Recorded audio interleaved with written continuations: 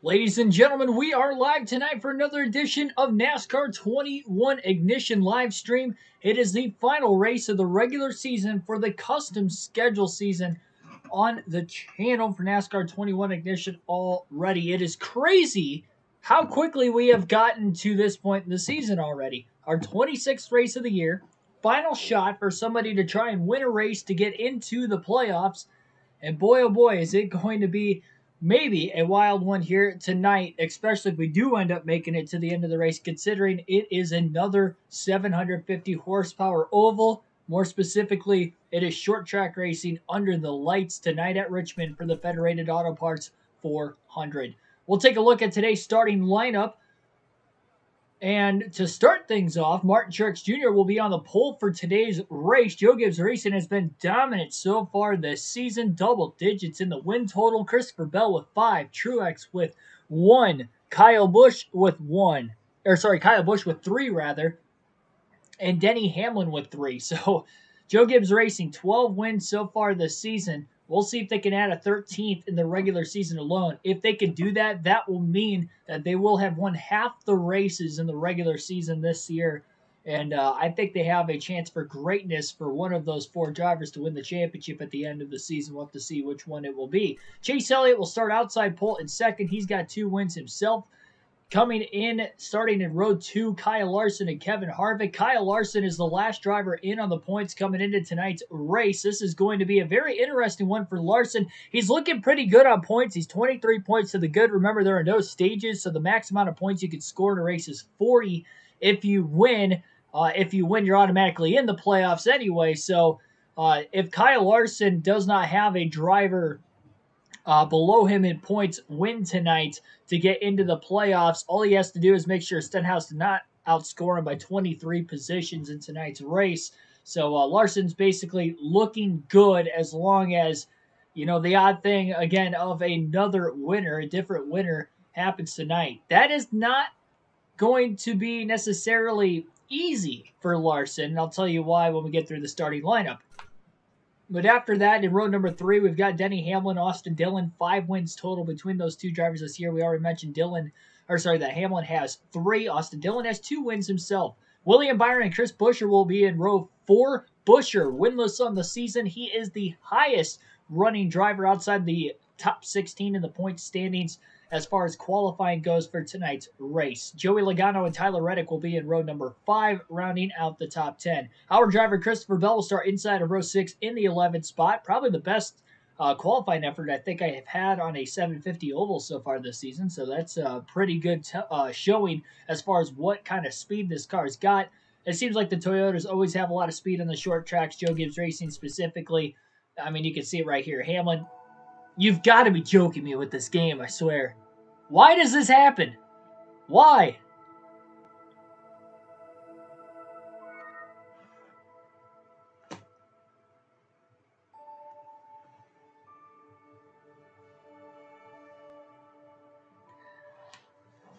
Oh my God. This is ridiculous. I mean, at least it happened before the race started, but come on. Well, so much for going through the starting lineup for the start of tonight's race, because that's going to be randomized when we go back in. I'm just gonna requalify for this one. Yeah, the game crashed for those of you just tuning in. We didn't start the race yet, but the game crashed. Gotta reset it. Why is it like I just don't understand that this game has been out for almost 5 weeks and it still crashes at random points.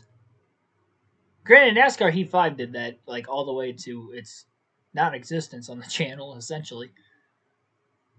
But it does that within like 15 to 20 minutes of like actually like starting the game. I literally turned this game on less than 15 minutes ago. I did not practice for this race. All I did was qualify. Qualified 11. Billy Kramer, Ashton G, Go-Kart King, welcome to the stream. First guys down into the chat below, so thanks for tuning in here on this Friday night. And indeed, though, thank God it's Friday. I have to work tomorrow morning, but I took a half day at work because we're having a little party for the Ohio State-Michigan football game tomorrow. Boy, is it going to be a big one. Both teams are in the top 5. Winner's going to go to the Big Ten championship game, and if they win the Big Ten title game, one of those two teams are going to be in the playoffs. So it's going to be fun. It's going to be really, really fun. I'm just going to requalify for this race because I am not starting last. I am not starting on the pole unless I qualify there. So we're going to redo qualifying. That I don't want too random of a. I don't want too random of a starting order like we always get when I simulate qualifying.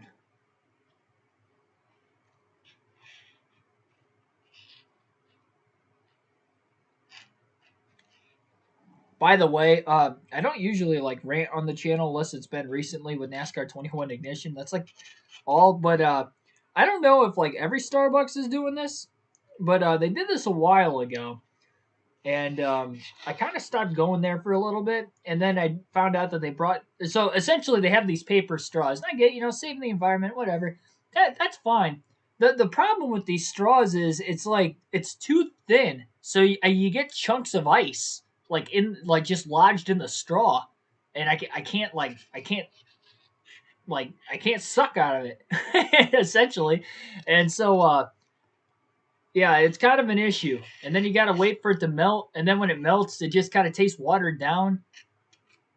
I just want my iced coffee. That's all I want. But essentially, they brought like the regular straws, the plastic straws back, and then they went back to these paper straws again, which again, I'm fine. They just got to make them bigger. They just got to make them more round so the ice doesn't get lodged in the straw. And it's really bad. Like whether it's a chocolate chip or ice, it just gets lodged in the straw. It's worse when it's a chocolate chip because that doesn't really melt and it just kind of sits there. I only have half my drink down.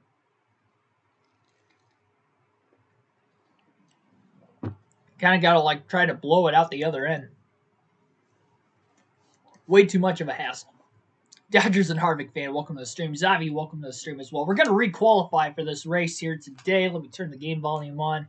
We're not going to go through the starting lineup necessarily, so we don't have the game crash again while I'm just sitting there. But... oh, wait a minute. Hang on. I'm restarting qualifying. I want to make sure I got my setup in. I don't know if it's saved. Nope, hang on. Restart session.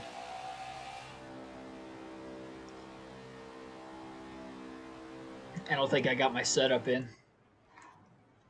I'm assuming when the game crashed, it probably didn't save my setup. Nope, I knew it. It did not save my setup. I'm glad I did that. I would have qualified like 30th and been really mad. Already qualified 11th. For our season statistics, we're still going to say I qualified 11th, and we're still going to say the pole sitters, Martin Truex Jr.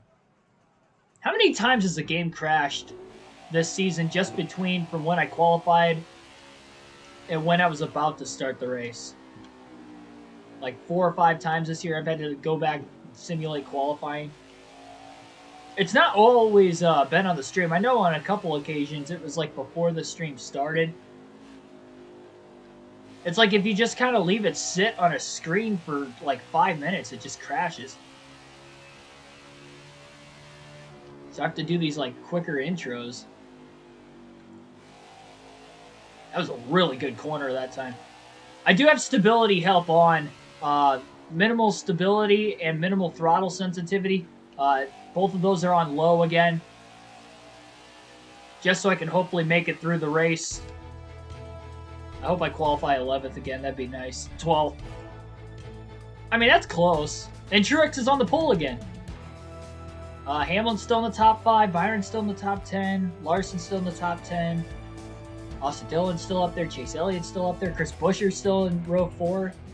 So, I mean, I guess it didn't really randomize it. It's, like, almost identical. The only bad thing is now we're on the outside instead of the inside. We were supposed to be on the preferred inside lane, but now we're on the outside. Davion West, welcome to the stream as well. Do I play Fortnite? I do not play Fortnite. Well, I have played it before, but I don't actually have it. I played at a buddy's house when it like first came out. I played it for like an hour or two, and that was about it. I'm just not into those kinds of games. Just gonna skip this because I already played this. All right. Yeah, we're just gonna hop right into it. It should save my setup, right? From qualifying to the race, it should.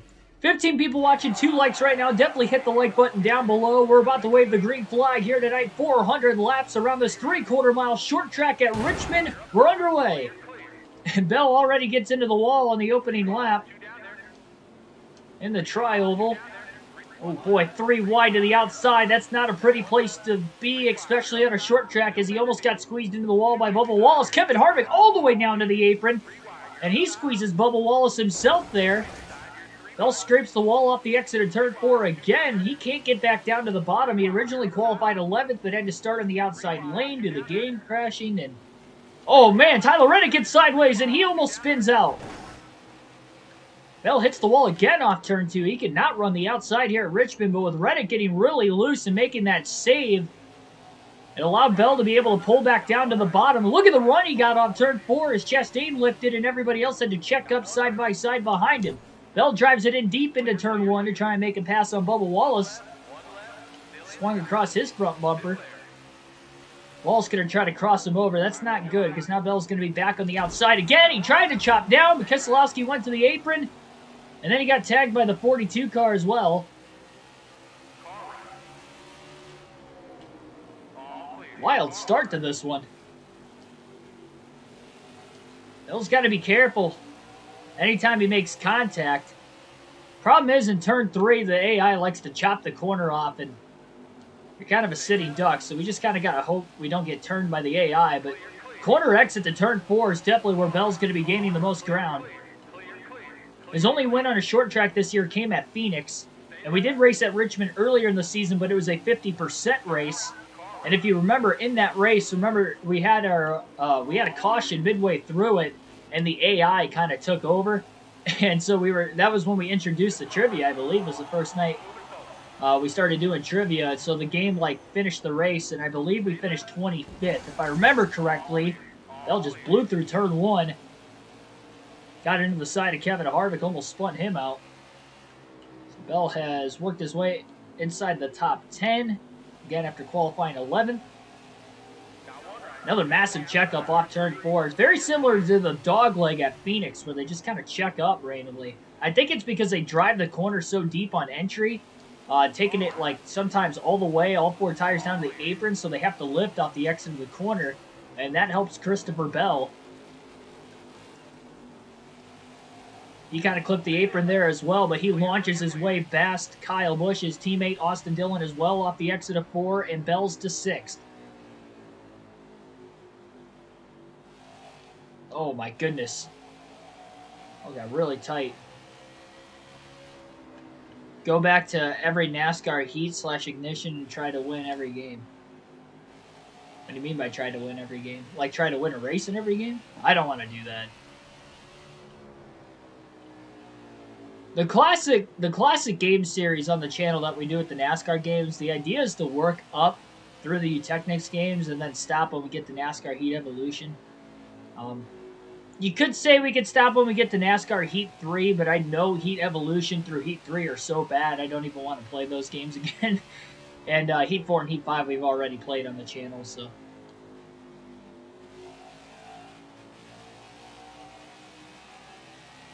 We'll start to slide a bit off the exit of turn 2. Even with stability, it still can get sideways. He does have the loosest setup to try and help the middle of the corner so it doesn't get too tight, at least early in the run. We'll see as the run carries on if it will go more on the loose side or the tight side. I would think it'd be more on the tight side, considering it is only 67 degrees and in the nighttime skies for this race. It's like Denny Hamlin's leading this one early on. So you can see the points difference for the regular season championship towards the top left corner of the screen. Denny Hamlin leads right now in the standings by 32 points. over Alex Bowman coming into tonight's race. Again, 40 points is the max amount of points you can score in a race. So Hamlin is a virtual lock as long as he, realistically, all he has to do is score, well, I guess, can't outscore anybody. Say Bowman wins, he will be outscored by 39 if he, say, finished outside the top 36. So as long as Denny Hamlin finishes, and he's got the tiebreaker because he's got more wins than Bowman, even if Bowman were to win tonight too. So Hamlin's got the tiebreaker. With that being said, Denny Hamlin, all he has to do is finish 30th or better, and Denny Hamlin will win the regular season championship tonight. Leading laps early on is going to be a good start. Hamlin got caught up in lap traffic off the exit of turn 4. His teammate Truex is going to look to the inside into turn 1. Here comes his other teammate, Christopher Bell, into the back of Truex. Kind of stalling those guys out. A little bump and run on the 19 car, and then uses the 36 as a pick. As Hamlin got by on the outside. Christopher Bell to second as Joe Gibbs Racing runs 1-2-3 at Richmond.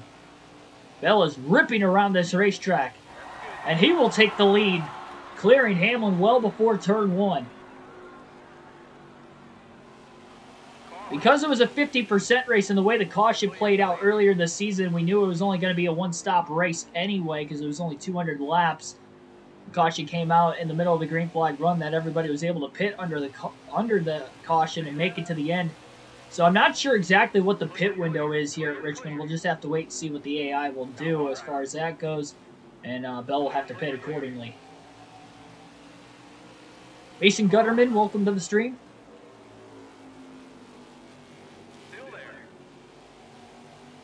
Bell's got a rocket ship, though, in this one. Really see that 78 car struggling for grip off the exit of turn 4. It's been a handful of races since Bell got his 5th win of the season. Again, that last race he won was at Phoenix, which was on a short track, his only short track win of the season. That could be a good sign of things to come because we have a lot of 750 tracks left on the schedule once we get into the playoffs. In fact, the first 3 races in the playoffs, all on 750 tracks. 1 road course, 2 ovals. New Hampshire opens up the playoffs for the first race of the round of 16. Second race of the round of 16 at Nashville, although that Bell had DNF'd at Nashville earlier this year. That's one of the tougher tracks in this game. We'll see what we can do. I will definitely have a lot of practice before that race. But those 2, and then we go to Road America for the first time on this game as well. New Hampshire we have not raced at yet this year either. We have raced at Nashville, but we crashed out like 13 laps in. So realistically, we haven't ran more than 13 laps combined in the races in the first round of the playoffs. So there's a little bit of an unknown.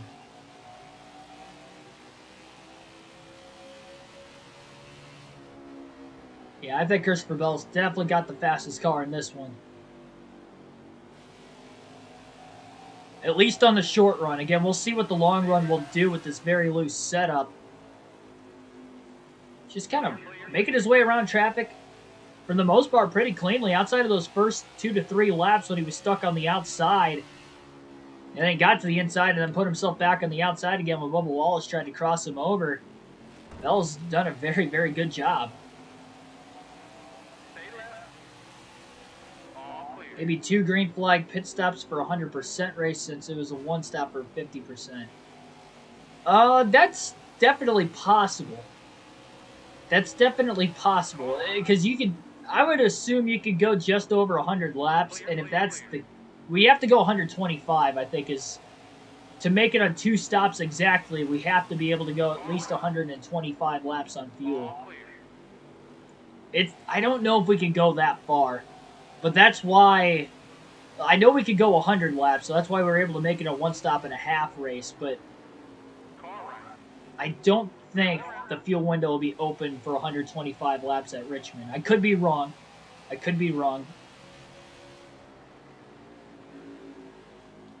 We'll have to wait and see.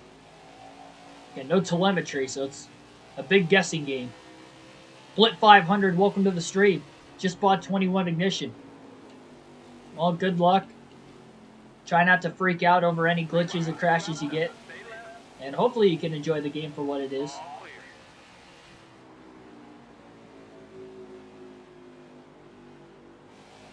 Got Harvick hater down there. What's up with the NASCAR YouTube community? Not so much like the YouTube community itself. Well, I'd say kind of, but not like NASCAR YouTubers themselves. But a lot of people in like comment sections or chats of NASCAR YouTube hate on Harvick, and this was even before the Harvick and Elliott rivalry. Like this was before the Harvick and Elliott rivalry, and everybody was calling him like a cheater boy and a bunch of other stuff. Oh man, Kyle Busch got loose off 4. He almost got into the side of the 53 car of Joey Gase, and don't look now, but Christopher Bell has lapped up to 13th place is where Kyle Busch is running, so only the top 12 are on the lead lap. This is a long race. The NASCAR EA games, this is my best racetrack. NASCAR Heat 4, NASCAR Heat 5, this is my worst racetrack. NASCAR 21 Ignition, this is looking like it could be my best racetrack once again. Again, with minimal stability, but you have to do that in the 750 ovals in this game, or you're not going to be able to run a full race. I mean, we tried that at Darlington twice. We tried it on we basically ran every 750 track except for Concrete Bristol in this game. And I can tell you right now, that stability, you cannot go a full race. Your tires, I can last the first half of a run, but when your tires really start to go, you can't even run half throttle off the exit of the corner. It's really hard with a controller to be able to manage less than half throttle while not giving up too much time. Zachary, let's see. Zachary Schuschman, welcome to the stream. Hopefully I said your name right. Oh boy, little contact. Got back in the gas pretty soon and got into the back of Bilicki. Bilicki swinging low. I think he's going to try to drive it in deep and get to Alfredo. He attempted to, couldn't get there, and Bell will clear him off turn 4. Gets a lot better drive off the exit of 4. Turn 2, he gets pretty equal drive off. He's able to drive it in quite a bit deeper and actually hold the corner, and that's where he gains in 1 and 2. But 3 and 4 off the exit. As long as he survives the entrance to the corner, if the AI give him just enough room, which if they're side by side, he can go down on the inside without getting pinched off. 3 wide does not work. And we were 3 wide on the top on lap 1. That's why we got the wall. We didn't get really squeezed into the wall. They actually gave us a decent amount of room, but I don't trust that going forward. Just a reminder as well, the top 10 in the regular season points at the end of the regular season get awarded playoff points. 15 points goes to the regular season champion, which is only between Denny Hamlin and Alex Bowman tonight for the regular season title. And then 9 points for second, 8 points for third, all the way back to 1 point for finishing in 10th in the regular season standings. Christopher Bell comes into this race 18th in the regular season standings. That means if we didn't win a race this year, we would not be in the playoffs off of points. That's how inconsistent of a season Bell's had. But he has the most wins this year with 5. So when he's on, this car, this team, they've got speed. When the pit crew doesn't let him down, the pit crew has shown that they have their good days and their bad days as well. This has the makings to be a very great day for Christopher Bell if he can just survive carnage, which we know is not easy in this game especially.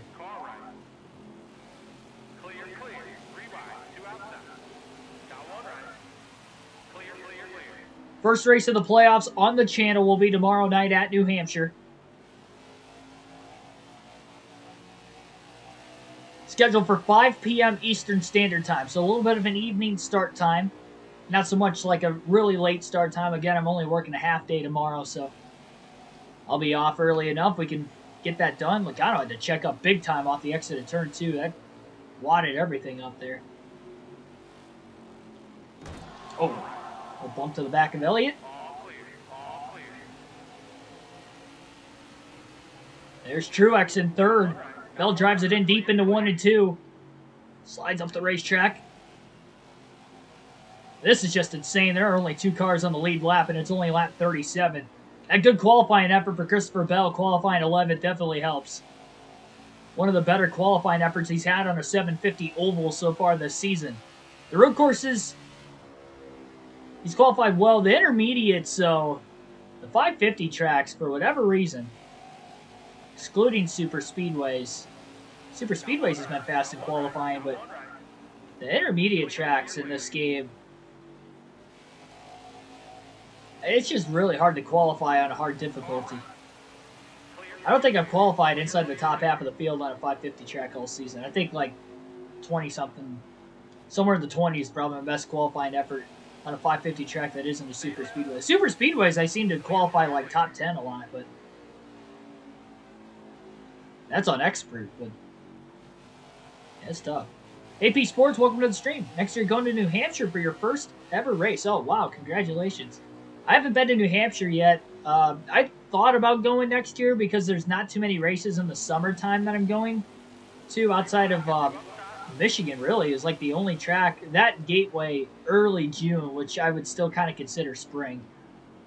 But you can kind of consider it summer, I guess.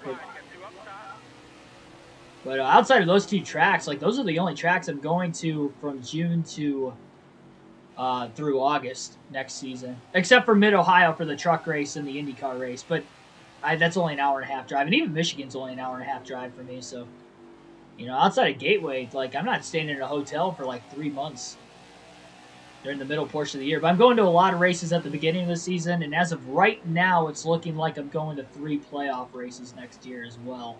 Which I only went to 2 this year.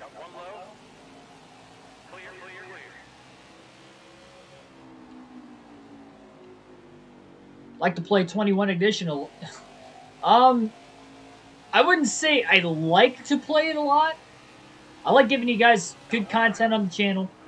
And although it's not the best racing every now and then, we have seen some good racing on the channel with this game. Watkins Glen, if you go back and watch that race, and you can get past the fact that I overran turn 1 with like 30 laps to go competing for the lead. I think I was running 2nd or 3rd at the time.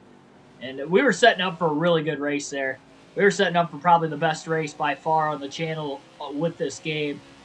And we've had some good runs on ovals. The Coke 600 was a very fun race until the last 30 laps when the game got all glitched out. Which sucked because that was the longest race of the season. But that was probably the best oval race we've had. We've had some clean oval races, but we haven't had like a really close finish yet in this game. And we're all the way... Again, this is the final race of the regular season. And we haven't had that, like, nail-biting finish yet. I think Sonoma is the only nail-biting finish we have, but that was because it was a fuel mileage race. Like, it wasn't a photo finish or a last lap pass or anything like that. But it was a fuel mileage race, and we took the lead with 2 to go. And those were the only 2 laps we led the whole race. Just because we were able to make it on 3 stops and everybody else had to make it on 4. But outside of that race, or sorry, we made it on 2 stops. Everybody else made it on 3. But outside of that race, though, I can't really think of like a nail-biting finish we've had this season. So hopefully we get some into the playoffs. Now they have minimal stability help on for the 750 tracks. Maybe we can. Dover was a pretty good race until Larson took us out with like 30, 40 to go, too. We've had like great races 90% of the way through, and then something just happens at the end of the race that takes us not only out of a chance to win, but ruins a possibly great finish. Because Dover was looking pretty good, too. Don't your fingers hurt after 100%? No, I'm pretty calm with the controller, usually. Usually. I mean, very, very rarely my... very rarely my fingers, like, or my hands sweat when playing video games. I've never really had, like, clammy hands, so... No, it doesn't really hurt. If it's super intense from start to finish, which we do have those races from time to time, there's some races I'm like, sweating at the end of it just because of how intense it is and trying to commentate, and there's so much going on at once and trying to read the chat. And those are the more fun races, even though they're, you know, nail-biting for me and I'm getting nervous, but it's like, it's edge-of-your-seat action. That's what you live for. Whether it's, you know, a virtual race or you're watching a real race. But for me, no, personally, I mean, honestly, my thumb is calloused. My left thumb with the analog stick is calloused just from doing this like 5 to 6 nights a week or more for over a year and a half now on the channel. But, you know, I've gotten used to it. It probably hurt at first, but after a couple weeks, I pretty much got used to it. My thumb's like permanently calloused. My left thumb. Favorite oval track? Bristol, by far. It's been my favorite since I was a little kid. And getting to go there this year was the best weekend of racing I've ever seen in my life. The truck race was a little sloppy, but between the Xfinity and the Cup race this year at Bristol, proved why it's my favorite track, and I'm glad that was my first ever Bristol night race. It was the second time I'd been to Bristol, but it was the first Bristol night race I'd been to. I went to the All-Star race the year before, and I'll be there for the dirt race next year. I think Bristol and Talladega are probably the two tracks we're going to go to annually. First time I went to Dega a couple years ago, well, actually 2020, I was like, I want to go back again next year. Went back again last year. Great race in the springtime, which was, in my opinion, one of the better races all season long. And I'd say between that and Bristol this year were the two best races I've ever seen in person. It was cool seeing my guy Blaney win at Michigan, but those were definitely the best races I've seen in person. Blaney was just thrilling just because it was the end of the race, and I was a nervous mess. I'd never seen him win before, so that was pretty cool. So somehow Christopher Bell's got some damage on the right front of his race car. I don't know how he damaged the car that much, to be completely honest.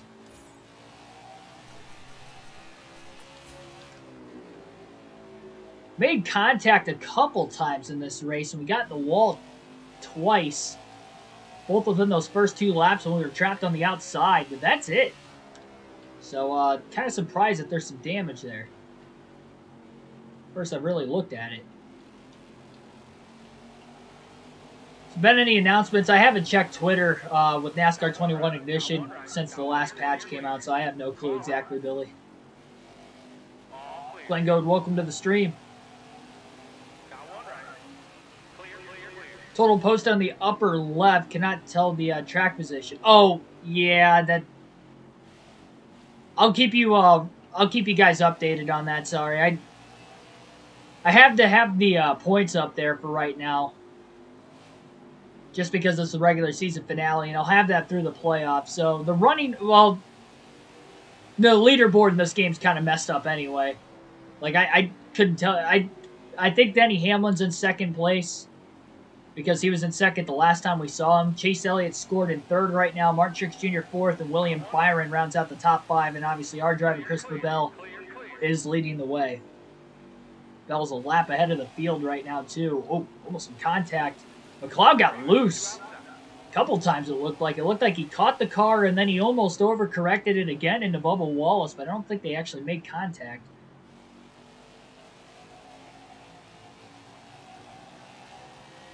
Favorite speedway and favorite road course? Favorite road course is Watkins Glen. Beautiful track, being there in person.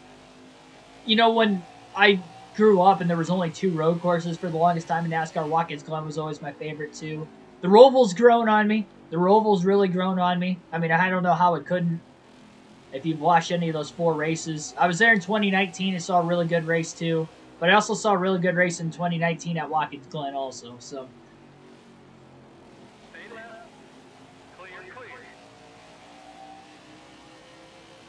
I'd say going to road courses has really opened my mind up for liking road course racing.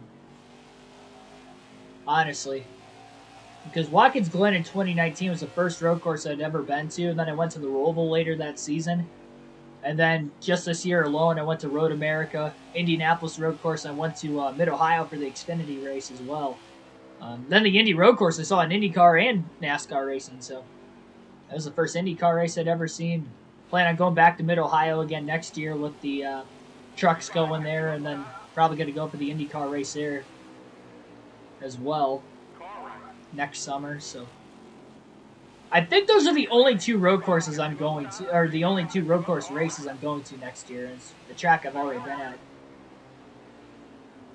I haven't been to Sonoma yet. Daytona road course obviously didn't get a chance to see, but they've only raced there for a couple years in NASCAR. And they're not going there next year, so I might have lost my opportunity on being able to see a race there.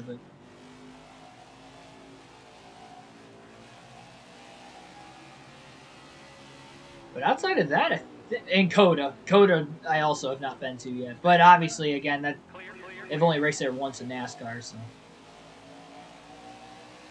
But I don't plan on going to either one of those tracks next year.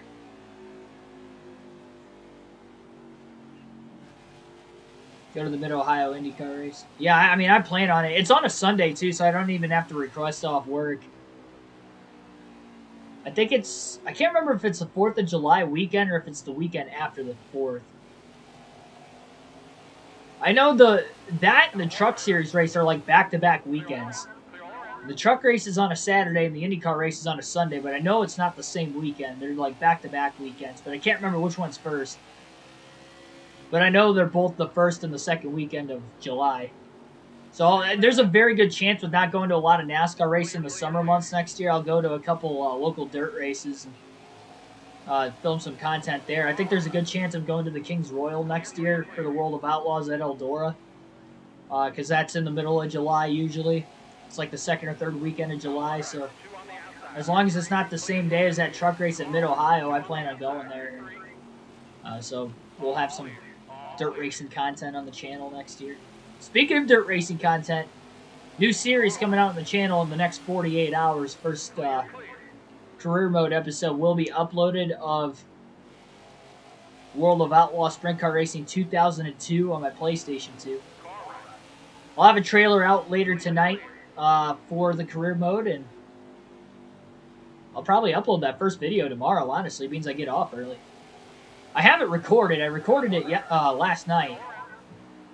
I recorded it last night when I got done watching the Cowboys and Raiders game. And recorded for about an hour and a half, roughly. I just got to edit it, and then it'll be good to go. But probably edit it after I'm done streaming, and there you go. Yeah, I am going to Bristol Dirt, too, next year. So. I mean, there would be dirt racing anyway, but I mean, like, a legitimate dirt racing series as well. Going to be at Sonoma for the truck race next year. I would assume you're probably going to be there for the Cup race, too, I probably imagine. But yeah, at least I'm going to a road course next year. Not completely, you know, abandoning the road courses. I just want to get to more tracks I haven't been to. Gateway coming up on the schedule for the first time next year. I want to go there. And it's only a 7-hour drive for me. So it's like the closest drive, I think, of any NASCAR track I haven't been to yet. And it's a track that, obviously, it would be the first race there. That was a huge reason why I went to Nashville this year. Because I knew it was going to be a really, really high-caliber event with, you know, it being a new racetrack. You know, there's an unknown there. It was a pretty great race overall. And it was cool that it was sold out. And I hope that Gateway's the same thing. Because that was a pretty cool feeling to be at Nashville last year. If it's going to be like that at Gateway again next year, I can't wait. But between that, Daytona I haven't been to. I'll be there for the 500. Plan on going to Auto Club next year. It means it's the last race of the 2-mile oval. Goodness, Ryan Blaney almost got pinched into the wall by Corey LaJoie. Side by side and 3 wide. They'll hook in that apron just to keep it off of everybody, and he makes it through that heavy dose of lap traffic. But he's just flying past every race car in the field tonight. Can you race online tomorrow? I can't. We already have it scheduled. We had a stream scheduled for 5 o'clock tomorrow on the channel. I want to do an online lobby with this game, but the game is just so wonky and there's no private lobbies. So if we have like any issues with, you know, people going the wrong way, or I haven't actually played online on this game yet. I've seen very little stuff from it. I know it's a little different, like trying to get to the... It's like you guys can't even... We don't even have a guarantee that we're going to be in the same lobby either. Because you can't actually create a lobby. So...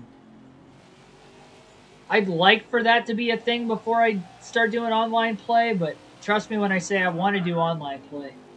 I've had a lot of new subscribers over the last really month and a half. And I know you guys want it, and I want it too, but I also want the best content possible with this game. And right now, offline's the best way to go for the moment.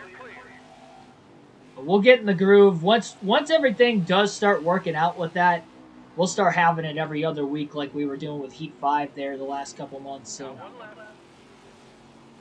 last couple months that Heat 5 was out. They'll rim right in the high side to get by Alex Bowman. Bowman in 16th. Hamlin again was in 2nd place the last we saw. Hamlin needs to finish 30th or better tonight to win the regular season championship. That's if Bowman wins the race. He has to finish 30th or better Again, Bowman's 16th right now, so I mean, Bowman finishes. Alex Bowman realistically finishes worse than 9th place, so 10th or worse tonight. Hamlin could finish dead last and still win the regular season championship. He's already got 3 wins, so that's 15 playoff points. I would add another 15. Christopher Bell not in the top 10 in points, so he is strictly racing for a win tonight for playoff points purposes. He cannot move inside the top 10 in the regular season standings, so his only playoff points will be virtue of his wins this year. Currently, he's got 5. That would give him 25 playoff points. If he can get his 30th playoff point tonight by getting 5 more with another victory, that would actually tie him with Hamlin, assuming Hamlin wins the regular season title. And Christopher Bell would be the number 2 seed when the playoffs start. Means Hamlin will be the regular season champion. He'll have the tiebreaker.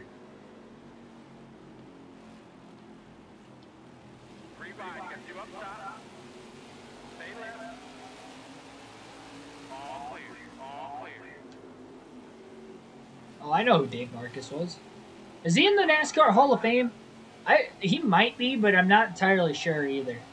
I would assume he probably is. He was a great racer back in his day. But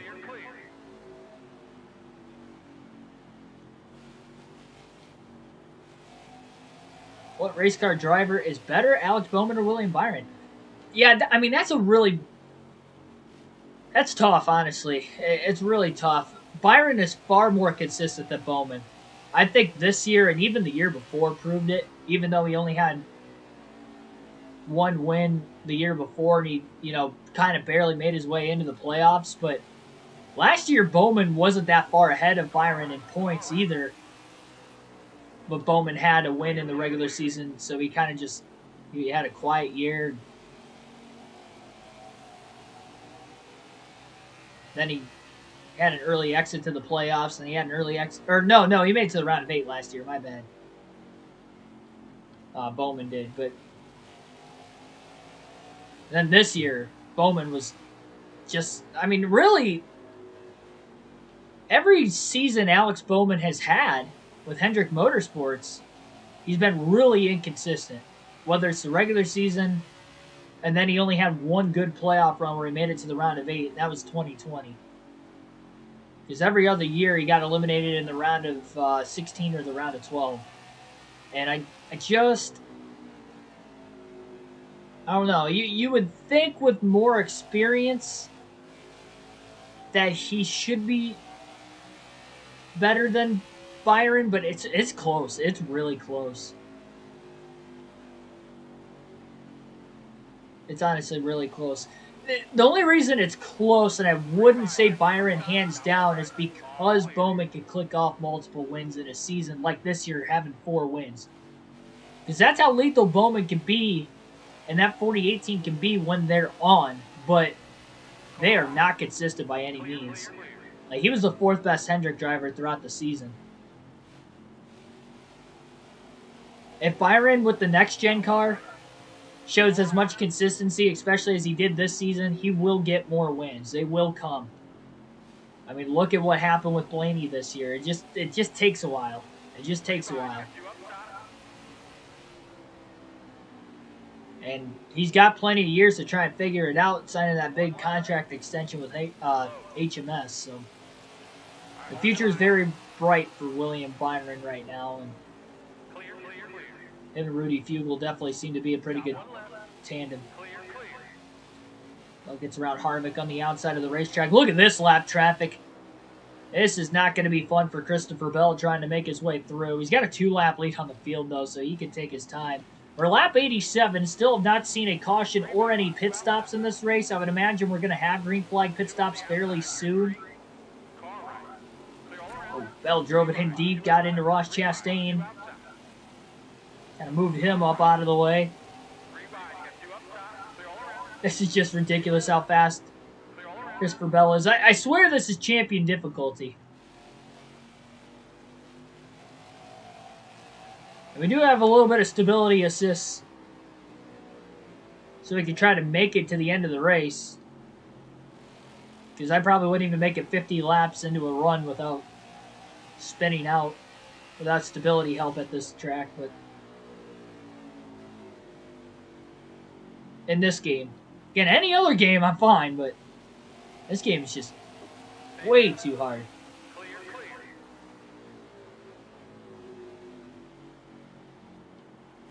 JBM Seahawks Racer, welcome to the stream. Seahawk Racer, sorry, Seahawks.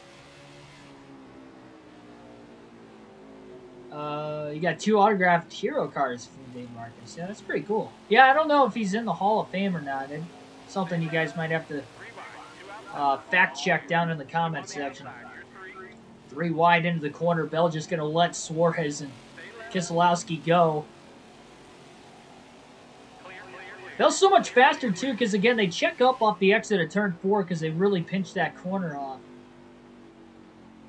That carries so much more speed down the entire front stretch for Bell, which means he's able to drive it in a lot deeper into turn 1 and return, and just makes his lap so much more faster.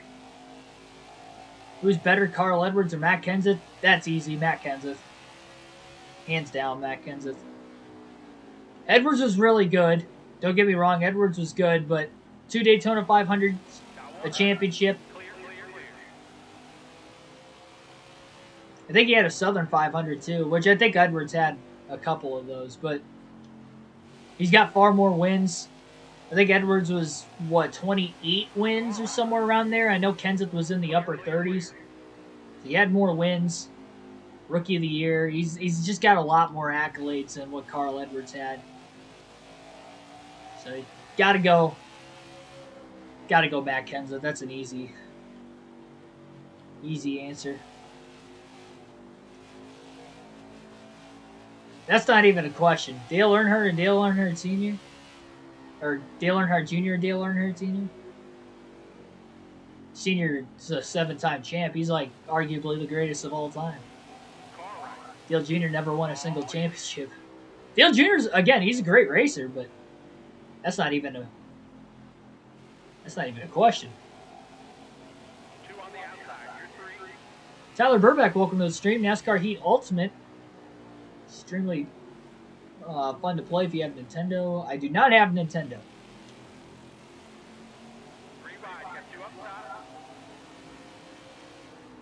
Essentially like the PS4 or Xbox. Well, it's good to see that you're having fun with it, and hopefully a lot of other people are too.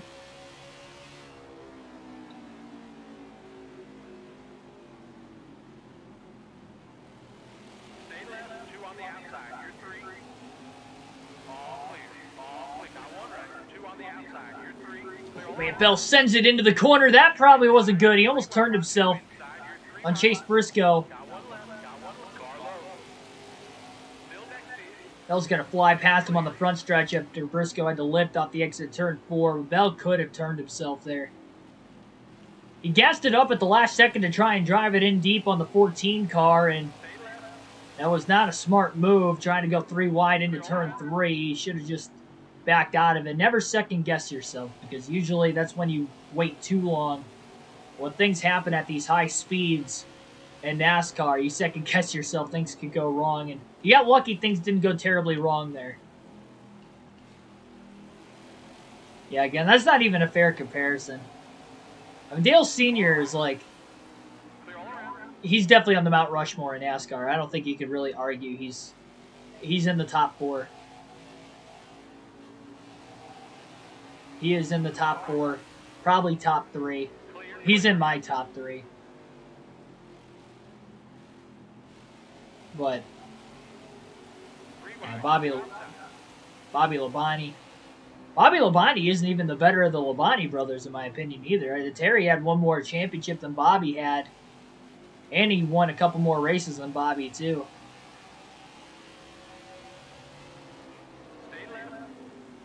Jeff Gordon, Tony Stewart. Gordon, by far, easy.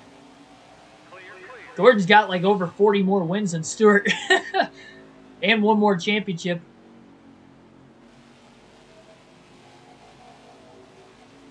Stewart was a generational talent, but Jeff Gordon, again, he's a top 5 all-time driver. Top 4.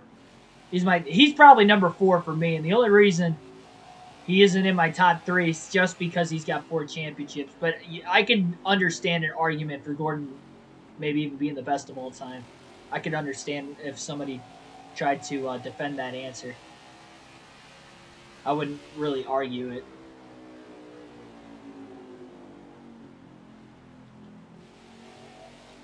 Yeah, this 20 car has not lost any handling during this run so far.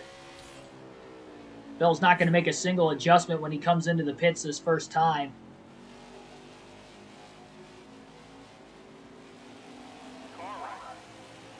And we'll see if he can make it to lap 125 to make this a 2 pit stop race today. It's going to be close. He's at lap 103. Crew chief has not said anything yet. He's running so much faster lap times than everybody else, so I wonder if he is going to have to maybe pit one extra time. And right as I say that, it looks like we got green flag pit stop starting as I believe that was the 24 car, William Byron. At lap 103 was the first to hit pit road. Considering he's a couple laps down, he was probably closer to lap 100. So it's looking like it may be a 3-stop race today. And Christopher Bell's crew chief hasn't really said much. Got more cars pitting this time. Into turns 3 and 4, trying to get down single file. They do. Austin Dillon, Kevin Harvick, Chase Elliott, all in the pits. A couple more in the middle of the pit lane. Bell going to stay out in case we get a caution. So he doesn't give up a lot of this time. Plus, the game likes to randomize the finishing order, so as many laps as we can have on the field, the better. In case we end up getting randomized. Big checkup down the backstretch as Ryan Newman was going to pull into the pit lane, but man, he braked so early. Tris Busher almost missed the pits, and he almost hit the tire barrier. That was a close call there as well. Bell's going to try to make it to lap 125, but as soon as that... Oh, and we got a caution. Never mind. Caution's out for the first time today. So caution is out. 4 tires and fuel for Christopher Bell. Our first caution of the race at lap 105. Yeah, Jeff Gordon or Dale Sr., that's definitely a pretty good argument there. I personally say Sr., but I can definitely understand Jeff Gordon being ahead. That'd be a really good debate.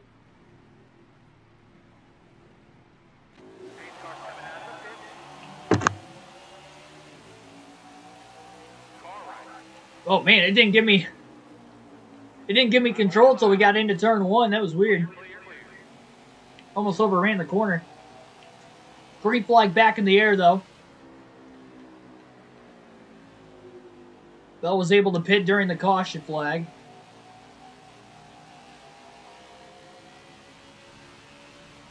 And Bell is still the leader. Yep. So again, Bell was in the lead at the time of the caution.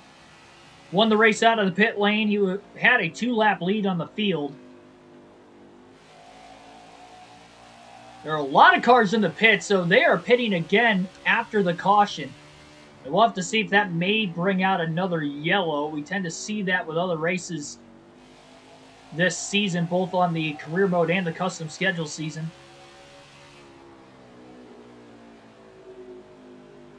Kurt Busch up to 2nd place now.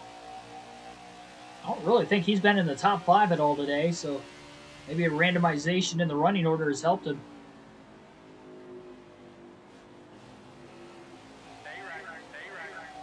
He gets by all those lap cars coming out of the pit lane behind him. A lot of clean air in front of him still.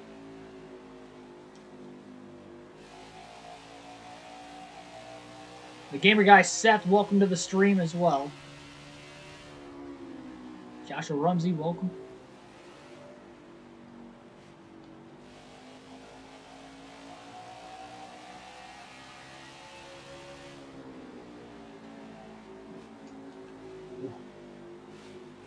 I overran that corner a little bit. It took the AI line through 3 and 4 that time. I had to lift off the exit turn 4.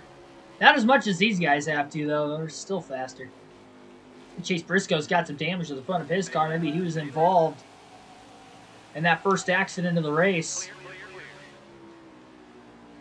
Bell blows around him. Bell's already led quite a few laps.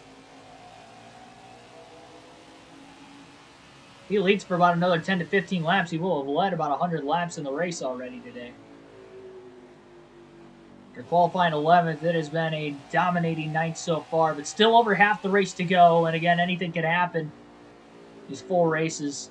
The only race I can think of that we made it from start to finish to the end with no issues whatsoever was Pocono. It was the second Pocono race of the doubleheader. We only hit the wall like twice the entire race. And we went like 90 plus laps before we hit the wall the first time. I can't remember if we had a caution that race or not. I don't think we did. I think it went caution free, and that was probably another reason why we got through the race kind of perfectly fine without any major issues. But we got through this caution. Most of the field pit, not everybody, but most of the field pit after the green flag waved. So that allowed Bell to lap a lot more drivers. So a lot of these guys are probably, they were already 2 laps down, and probably 3 down. My Thanksgiving was great. Hopefully you guys had a great Thanksgiving as well yesterday. Yeah, I didn't get to see you guys in the live stream yesterday, so I kind of forgot to mention that at the start. The game crashed, and I kind of forgot a little bit of my lines during the pre-race, but hopefully you guys had a great Thanksgiving. Your friends and family. Friends and or family. Definitely one of the better holidays of the season, I think we could all agree. Fell down to the apron. He's just trying to stay away from everybody. Oh, there's the checkup off turn 4. He got in the back of Almirola.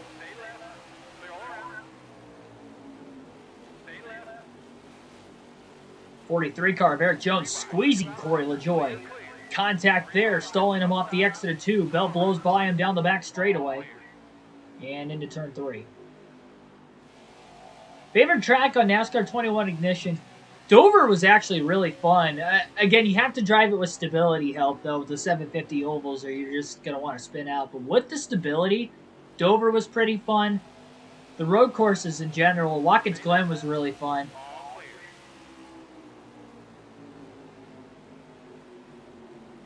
I'd probably say Pocono was wild, too, though.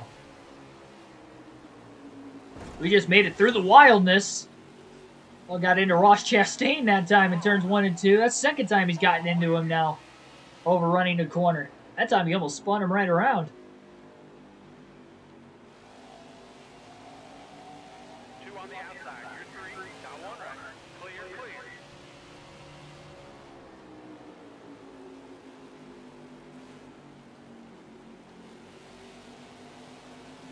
So with that caution coming out before lap 125, again, it came out at lap 105, and we saw some pit stops starting anyway, so it's likely going to be a 3-stop race.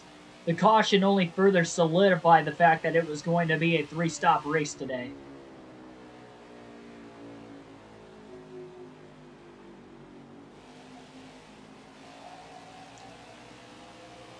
Yeah, Pocono, if you could just make it through the crazy start/restart, Pocono was a lot of fun. Just to drive, at least. But, yeah, those are probably the top 3 right now. I mean, Coda was really fun, too. All the road courses are really fun in this game. As long as, nothing wonky happens. But it's like that with most tracks in this game.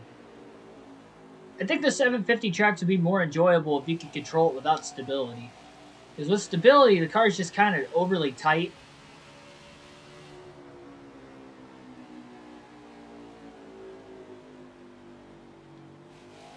Josephina Bravo, welcome to the stream. Well, I should say Ray Howard, welcome to the stream. Keegan Pablo Montoya. What was that? DB Forever 85, welcome to the stream as well. Other than the Lions losing, it was a good Thanksgiving. All the home teams lost yesterday, all 3 of them. At least it wasn't like the Saints. They got absolutely destroyed. I didn't watch all that game. I only watched really like the first half of the first quarter because, oh my goodness, Anthony Alfredo just about turned Christopher Bell. Bell barely kept it off the wall off the exit of turn 4. But he definitely went up the racetrack after Alfredo, the rookie, almost right hooked him. That was a dangerous situation that was really out of Bell's control.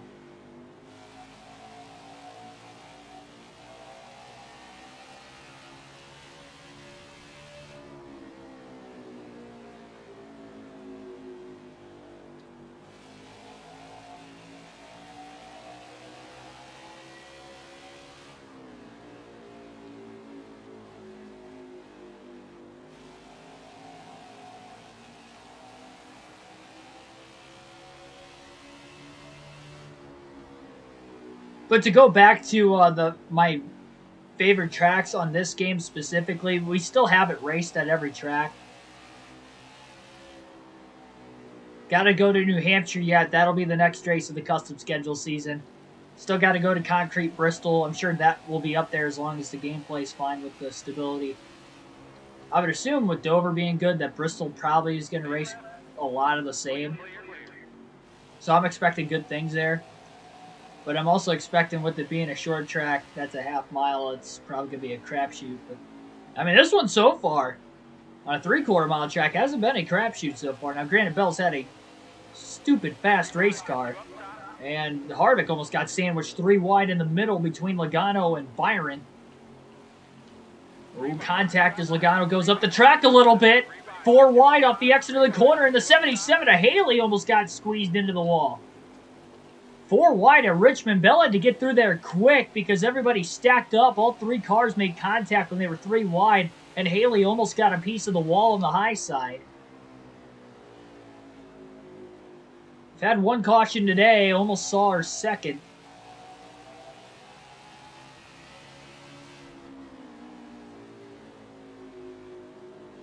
I will say in comparison to the career mode, the AI haven't wrecked as much on the custom schedule season. The career mode, I feel like I have to miss a wreck like every race. Sometimes multiple ones in a single race. And this, it seems like when we get a caution, we're nowhere around it, or we're in it. And it starts with us.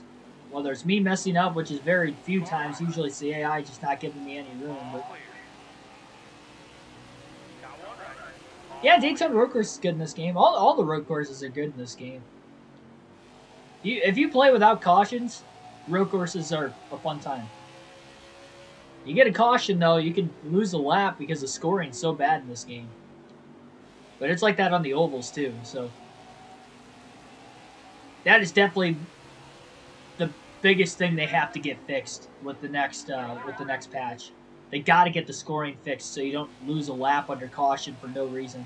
It doesn't matter whether you're involved in the accident or not. Even if you stay out in the pits, you can not be involved in the accident, be on the lead lap running 5th, let's say, stay out of the pits, and still, if everybody else pit under the caution, you still randomly lose a lap. Like, it just doesn't make any sense.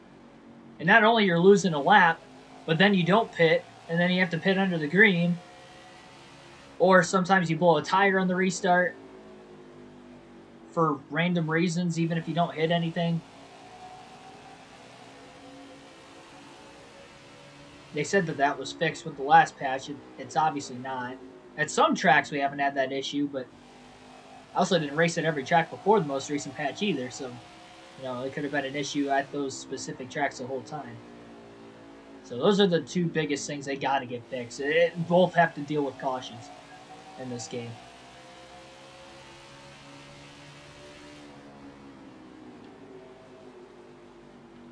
Autodrome? I have no clue what that is.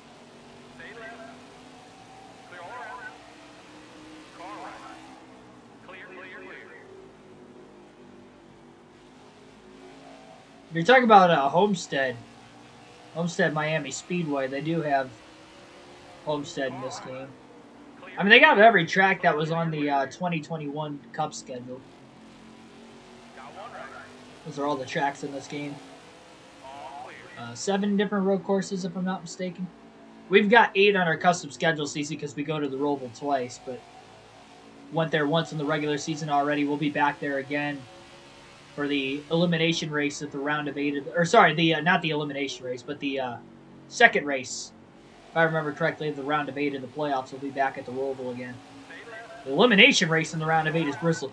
I gotta say, the playoffs are going to be highly entertaining. The first round, unpredictable because of the fact outside of Nashville, we haven't been to either of the other 2 tracks. In Nashville, we crashed out after 13 laps. So we virtually have barely raced at any of those 3 racetracks combined.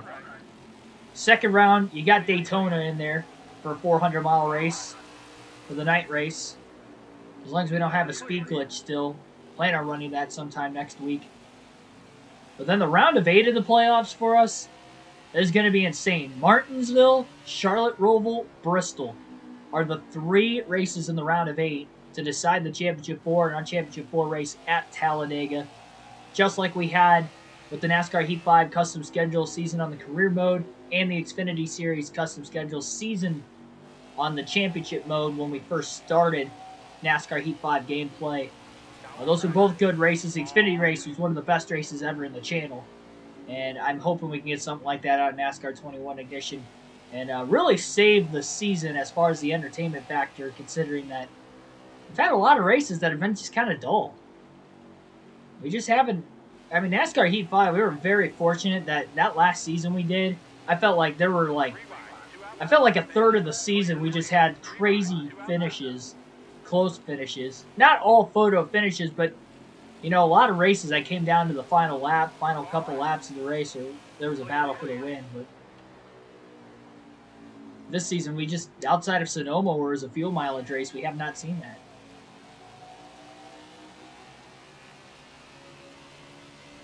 And here tonight, Christopher Bell's got a gigantic lead.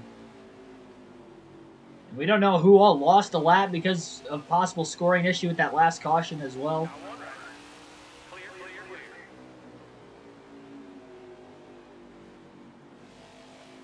But if there's one thing that the playoffs bring, is drama.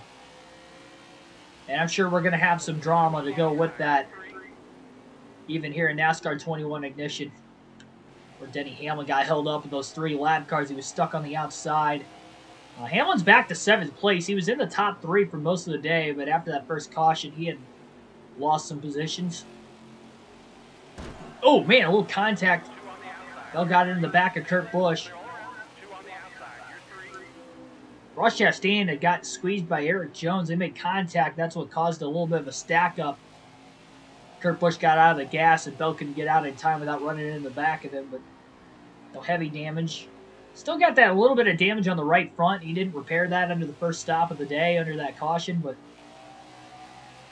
had to lift a little bit off the exit turn 4 to keep from hitting the wall that time, but almost got back in the gas too soon. Still a long ways to go, though. Just under 250 laps to go here tonight at Richmond.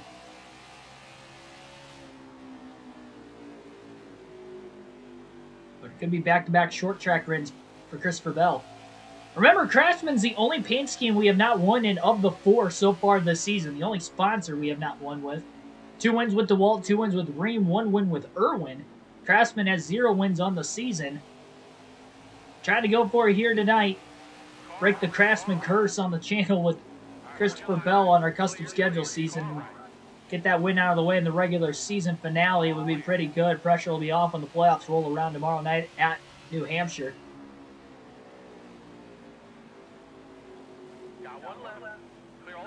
And thanks for everybody hitting that like button right now. We got 20 likes on the stream. Felt barely cleared Cody Ware on the high side. I thought he was going to turn him for a second. Oh boy, Justin Haley washed up the track. He almost turned him as well. Oh, Chris crosses to the bottom to get around Anthony Alfredo now.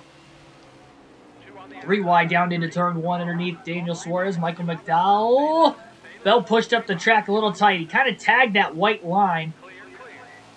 That yellow line on the apron in the middle of the corner, and that kind of shot the car up the track a little bit. That's why he made that brief contact with McDowell 3 wide. Very fortunate again that did not cause another wreck. Well, Christopher Bell dominated the race. That's going to help Kyle Larson likely make it into the playoffs, assuming he is still in the race and is not 23 or more positions behind Stenhouse. Ricky Stenhouse Jr., the only driver who is actually possible to point his way in above Larson tonight. He's 23 points back, but with no stages in this game currently, it is not likely that Stenhouse would outpoint Larson. Larson does have a win in his career at Richmond as well, back with Chip Ganassi Racing in 2019. Or sorry, not 2019, 2017 in the playoff race. It's the fall race, although it is the regular season finale. Richmond was the regular season finale for the longest time in the NASCAR Cup Series. Pretty much ever since the introduced a postseason format back in 2004 with the original chase format, Richmond was the regular season finale from 2004 all the way until 2016, and then 2017 Indianapolis became the regular season finale. But it had a long history. 13 years it was the regular season finale race. So for this custom schedule season, I wanted 2 trips to Richmond. I wanted a 50% race here. We got that done earlier this season in the daytime. And the night race was going to be the regular season finale, trying to put some traditional sake into the custom schedule season. And with that traditional sake, that's why New Hampshire is the first race of the playoffs, because New Hampshire, for the longest time, was the first race of the chase/playoffs. Man, a little contact there with the Benedetto.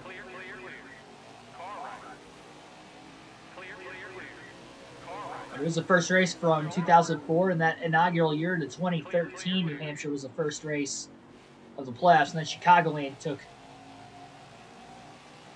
that first date away for a few years. And I think New Hampshire actually got it back for one more year in 2017 before they had... Or no, they didn't. Because they've only had one race a season since 2017. It's been in the summer. Or, no, you know what? Now I think about it, they had one race in 2017, but I think that it was only a fall race, and that was the playoff race. And then 2018 on, they've only raced in the summer. Correct me if I'm wrong down in the chat, but I'm pretty sure that's what it is. Well, just wiping the floor with the field. I don't know how many laps are ahead of the field right now, but it's quite a few. The only reason I don't know is because the caution randomizes things. Reese Stolkop, welcome to the stream. Playoff drama in NASCAR, Elliott versus Harvick at Bristol. Well, even just like when it comes down to the cutoff races, hopefully that will add some excitement for those 3 cutoff races we have in the playoffs.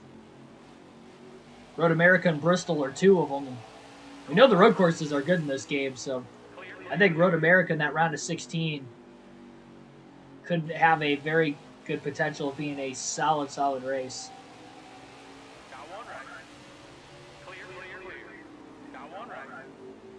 I was just going to have to be patient and stay out of trouble.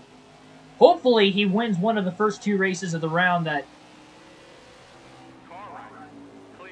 he'll be alright just to run his own race and he'll be fine. But again, we'll have to just wait and see.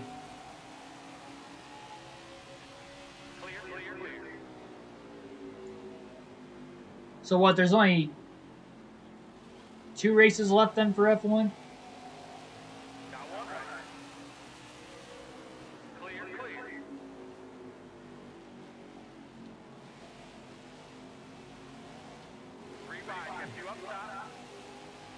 Hamlin's up to 6 now. He was in 7th the last time we saw him. Trying to fight his way back to 2nd. I believe Kurt Busch is still in 2nd place after that first and only restart of the race.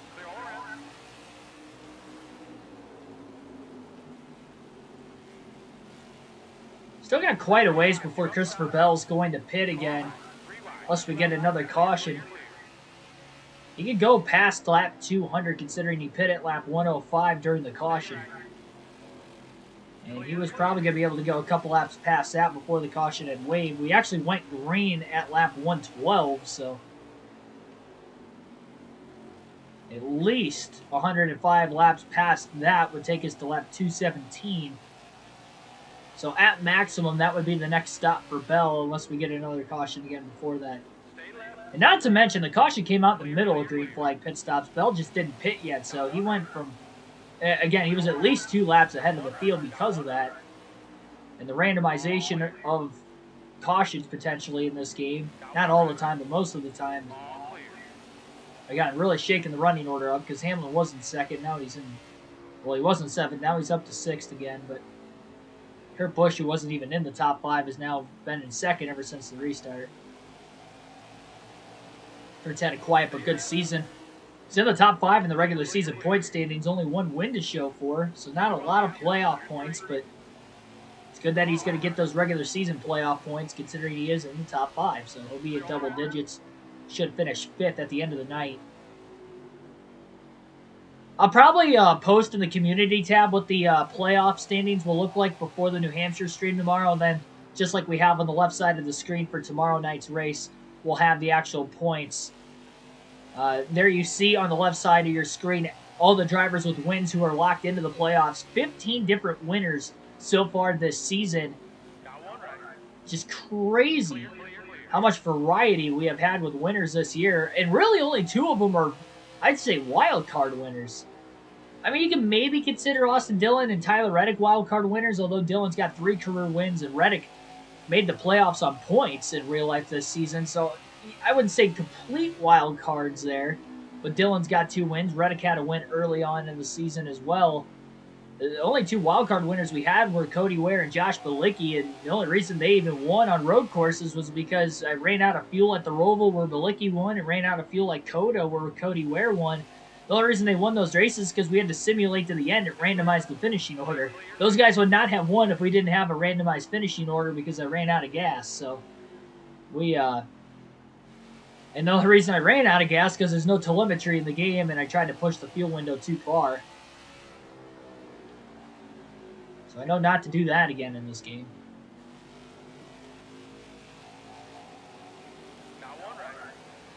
Yeah, 24 likes now. Thanks for everybody hitting that like button. 21 people watching. Subscribe if you are new for more daily NASCAR content. A lot of new subscribers just today alone, let alone the last month and a half. So appreciate the support as always.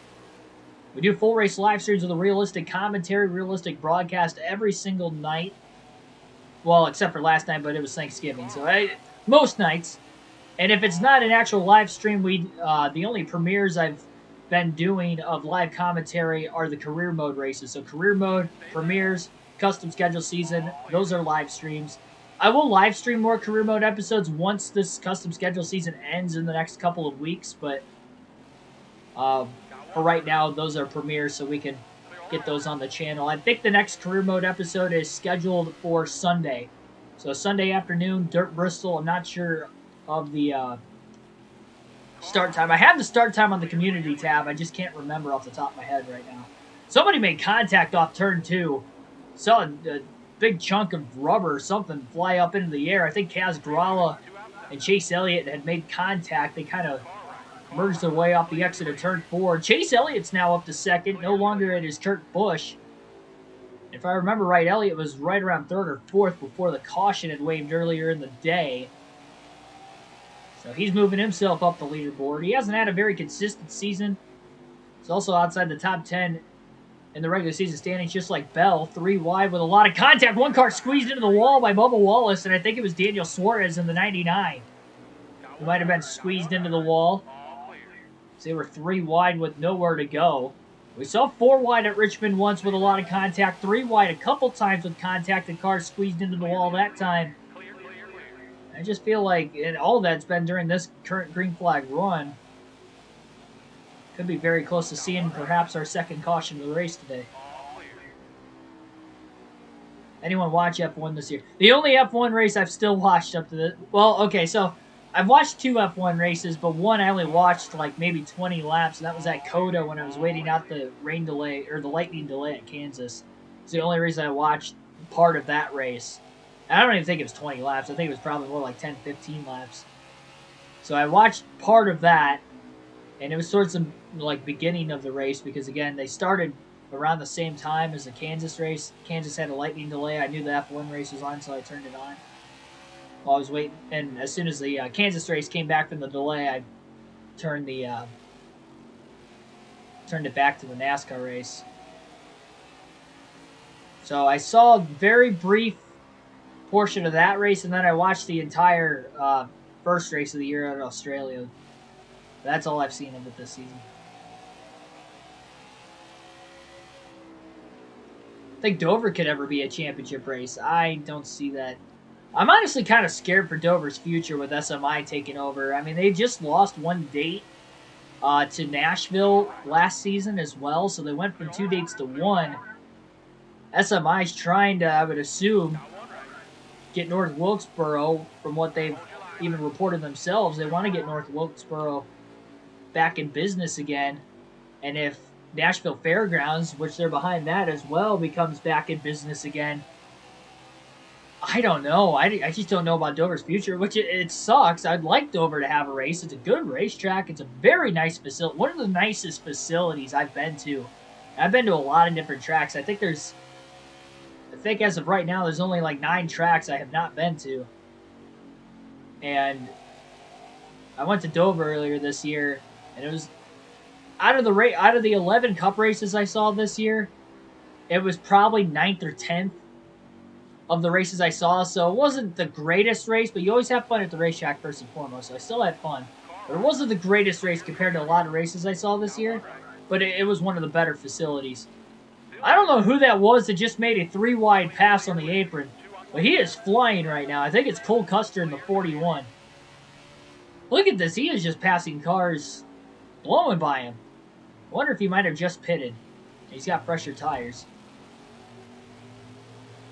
That's the 3rd time Bell's gotten into Chastain today. Very light contact off the exit of turn 2. Cole Custer's a man on a mission up there right now. Texas needs to lose both days. Well, they've kind of lost one, but they have the All-Star race now. I'm surprised they have the All-Star race at Texas again next year. It's like I thought they were going to rotate that around every year. Texas 2 years in a row of all tracks. It's like, why? Eddie Gossage isn't there anymore. Why is Texas still getting unneeded love? I will say they sold a lot of tickets for the All-Star race, but they did not sell a lot of tickets for that 500-mile race later in the year. I think a lot of it probably had to do with the F1 race being in COTA the week before, though. I think that probably had a lot to do with it, and how many people went to the COTA race and how expensive F1 tickets are, I would have to assume that they're probably like, yeah, we can't go to 2 races in a row, even if it is local. That definitely drew, in my opinion, a lot of the locals away. So that definitely hurt the attendance. But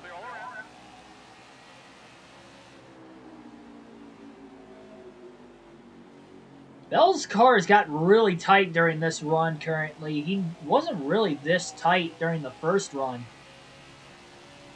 It's rolling into the corner fine. It seems like it's corner exit. He's not able to quite put as much throttle input as he was earlier. Barely gets by the 14 of Briscoe, crowded him. Current regular season battle. Not sure where Stenhouse is on the track if he's still in the race, but Kyle Larson is running 9th. So Larson still holds on to the final spot in the playoffs. Bell dominating the race. It's looking good for him there. Chase Elliott with a couple wins in second. Kurt Busch in the top 5. He's got a win this year. Denny Hamlin top 10. Truex top 10. They each have wins this season. Truex with 1. Hamlin with 3. Kyle Busch was, I think, 5th, and he's got 3 wins. In fact, coming into this race, Kyle Busch has won the last 2 races. A 50% race at Talladega, and then he just won 2 nights ago in our last and most recent race of this custom schedule season, which took place at Darlington in the Southern 500, so a crown jewel win for Kyle Busch this season. No lifting as he gets off the exit of 4. He's definitely struggling with a tight car, and I wonder if that damage on the right front is causing it. He got it in the back of Chastain a couple laps ago, about 5 to 6 laps ago now, and he had made contact, I believe, with another car earlier in the run, and has kind of damaged that right front a little bit more. Travis Glanton, the Tower enthusiast, welcome to the street. Chicagoland Speedway needs to come back. Yeah, of all the mile and a halves, that was the best one. Homestead's really good, but I thought Chicagoland was personally better. They say Bowman's a track killer. I say I'm a track killer. Xfinity Series isn't at Mid-Ohio anymore. The first time I went to the Xfinity race at Mid-Ohio was last year. funny how that works out. I was at the last truck race at Eldora before they moved to Dirt Bristol, and they haven't been to Eldora in a couple years. I was at that Chicagoland race in 2019. I was at Kentucky in 2018, which they were gone a couple years later. It was the second to last race with fans at Kentucky. I was at the second to last race with fans on the Indianapolis Oval for NASCAR in 2018. Michigan's my home track. I've been going to both races there every year until COVID hit. Now they only have one race a season.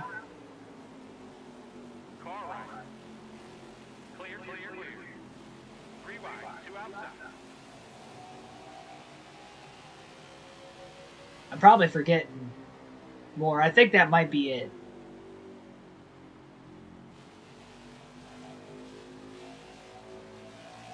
But I could be forgetting another one.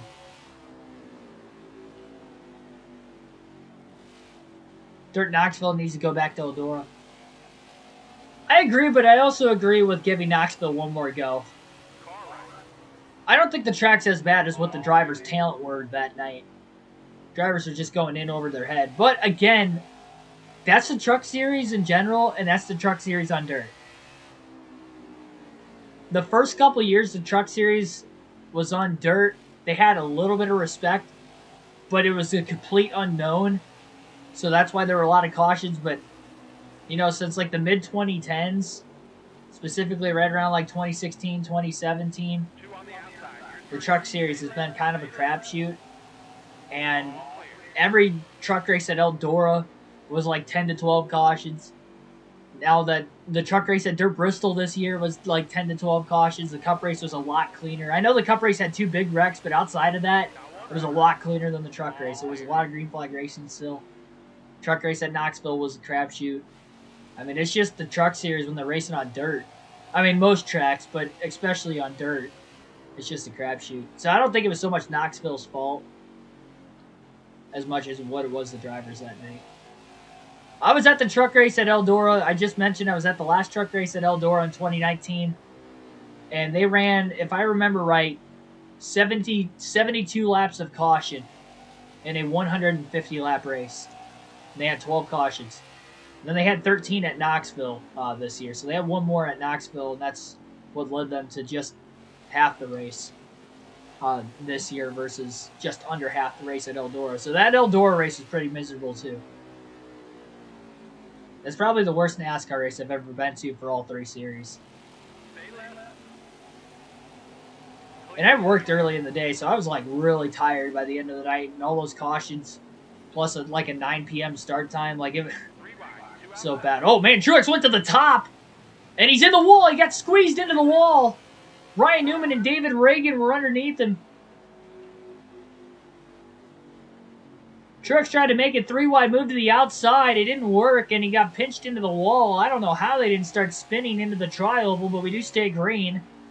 We are just past the halfway mark as well, by the way. We just hit the 200-lap mark a few laps ago. So we got our second set of green flag pit stops coming up probably within the next 10 to 20 laps. Oh, man, Gralla got rolled around by Custer on the outside. Christopher Bell went down to the bottom.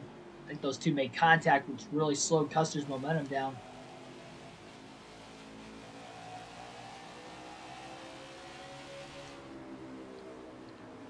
Yeah, we race super clean. I mean, I always race super clean anyway. I just make mistakes when I make contact. Unless somebody just completely like dumps me or completely runs into me is the only time I try to hit him back. Like we did with Kyle Larson when he blew our tire at Dover this year, and I just completely dumped him next time I saw him. That's the only time we've really gotten payback this season. And there's probably other times I could have, but I didn't want to. I don't like taking those risks. It was warranted though, because he cost us a shot to win with like less than 30 to go, so I was taking my revenge out on him. And the fact he finished second still, even after I dumped him. Oh man, Bell. In the wall off the exit of turn 4. That's going to add more damage to the right front. It's only the 3rd time he's gotten into the wall.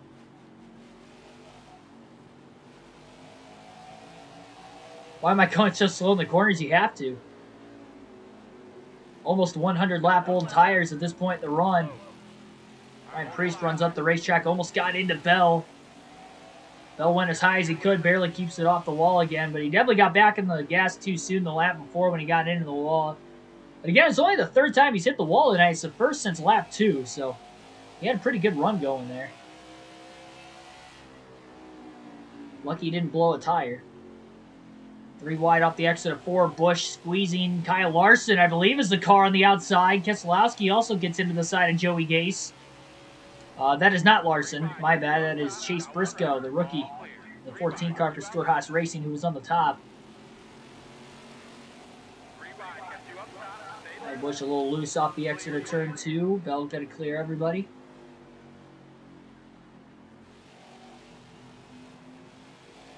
More pinching going on back there between Almirola and Gase now. Bell's definitely got super, super tight. Gonna try to make full damage repairs under the next caution. Or, sorry, the next pit stop, whether it's under caution or green. Bell's got a couple lap lead on the field. He's really tight at this point in the run. No adjustments will be made during the second stop today, but especially these last 10 laps, it has gotten extremely tight, and that's why he got into the wall a little bit ago. Definitely going to have to watch cars possibly pitting very soon as well, because they will cut down the racetrack and likely try to turn him.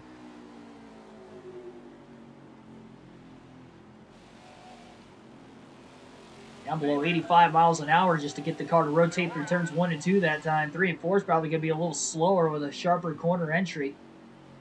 This end of the track. Oh boy, a little Rubbins racing there between Ty Dillon and Bubba Wallace off the exit of turn 4. Lap 2:13.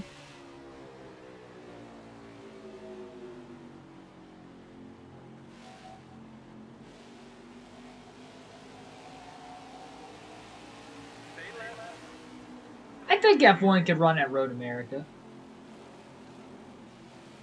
I don't know what the longest course is for them. I feel like 4 miles. I mean, it's long anywhere. I think it's the biggest road course in the U.S., if I'm not mistaken, in length. I thought Truex was going to take it 4 wide to the outside. I know 3 wide didn't work for him earlier in the race. Oh boy, that was a darty move to the inside. 3 wide, Cody Ware and Blaney were side-drafting each other quite a bit there. There's Stenhouse trying to pull a block, trying not to lose another lap. Stenhouse is in 12th. He's having a good run, but as of right now, he's 3 spots behind Kyle Larson. And he needs to beat him by 23 if he's going to want to make it into the playoffs on points.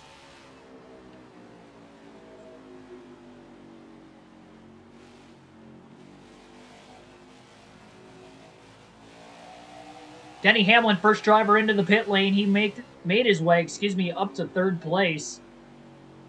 Hopefully, short pitting does not cost him. Again, we had a caution in the middle of green flag pit stops earlier in the race. We'll have to wait and see if it's going to happen again. When Tyler Reddick wanted to pit there, he almost turned Bell. Yeah, we're definitely seeing a lot more green flag pit stops. More cars coming in that last lap. Christopher Bell likely going to make his stops very, very soon, but just in case we get another caution in the middle of green flag stops again, he's going to stay out, and there it is. Second time tonight, caution is waived. Bell will get to pit under the yellow.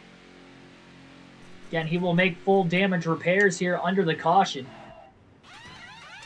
No adjustments, 4 tires and fuel for Bell. Our second caution of the race. It's 4.003 miles. Okay. Smart Alec. It's 4 miles. Round down, if you round down.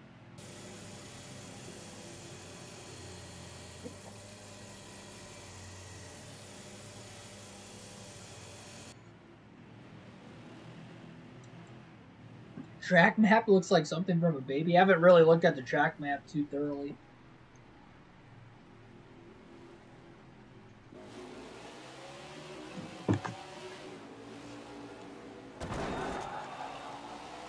I wasn't ready for that. Green flag back in the air at Richmond. I was taking a drink. I don't know why we're at the back of the pack. Oh, man, we got cars checking up. Oh, there's a crash off turn 2. That's why. Crash off turn 2. Caution is out. Bell's going to stay out of the pit. So there's a caution off the restart. I told you guys, like, every race we have to miss a wreck. And there was the one time Bell had to miss a wreck there. Green flag back in the air again. I don't know why everybody's in front of us. Bell to the outside, 3 wide. Got to watch in case they stack up and maybe wreck again off turn 2 again this time. Everybody's scattering down the backstretch. Oh, we got cars wrecking into turn 3. It looked like they were about to wreck. I don't think they actually did. We got some cars pitting, some cars avoiding the pit lane. I don't know what's going on here. Over half the field just pit off turn 4.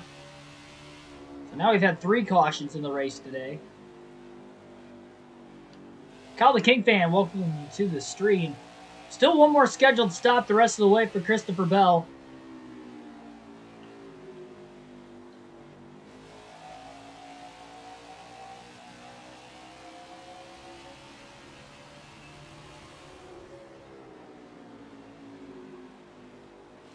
Still a lot of 3 wide racing up there.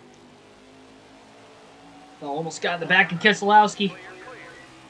Pulls to the inside. Keselowski chops him off, getting into turns 1 and 2. Bell gasses it up off the exit of the corner, expecting that checkup, and he got it.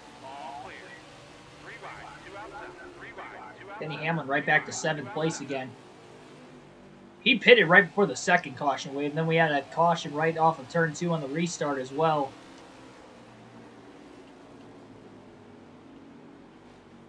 That Bell was able to miss.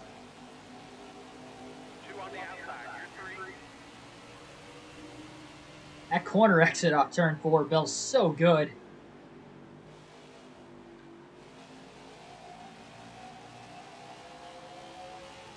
More cars scattering down the backstretch. A lot of cars who just came out of the pit lane have kind of morphed their way into some already heavy lap traffic, only making it even heavier. Bell's trying not to go 3 wide on corner entry, trying to back the corner up. He gets into the 53 car.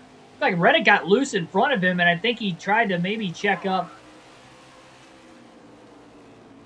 Knowing the 8 got loose, and he got into the right rear of Bell. Stenhouse loses another lap. He's back to 13th. Lost a spot on the restart. A bump to the left rear of Austin Dillon.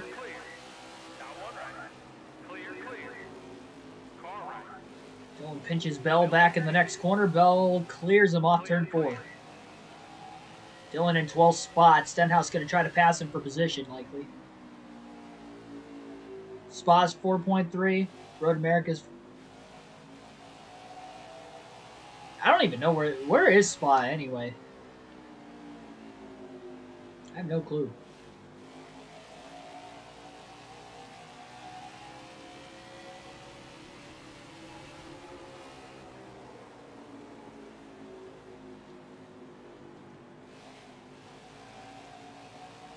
If I owned a NASCAR team, who would you hire to drive?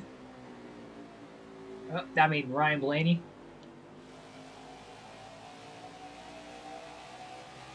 If I could pick anybody, just a single car team though, I'd like Blaney to drive for me. I mean, he's my favorite driver. It would crush my heart to see him race for anybody else. How many cars do I own? And is it Cup Series? It's like Kyle Larson's back to 10, so he lost another spot off the restart. But top 10 day would be good enough for the playoffs for Larson. Considering that at least the top 4 all have wins this season. Spa's in Belgium. Well, I said the longest track in NASCAR. Or not NASCAR. Well, I did say that, but I meant to say largest track in the U.S., I believe, is Road America.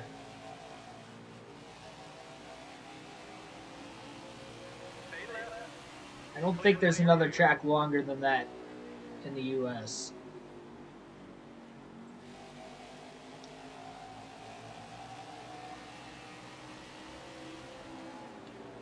Get up to 3 and yes, Cup Series. Okay, so that's where it makes it interesting. I gotta put Blaney in there.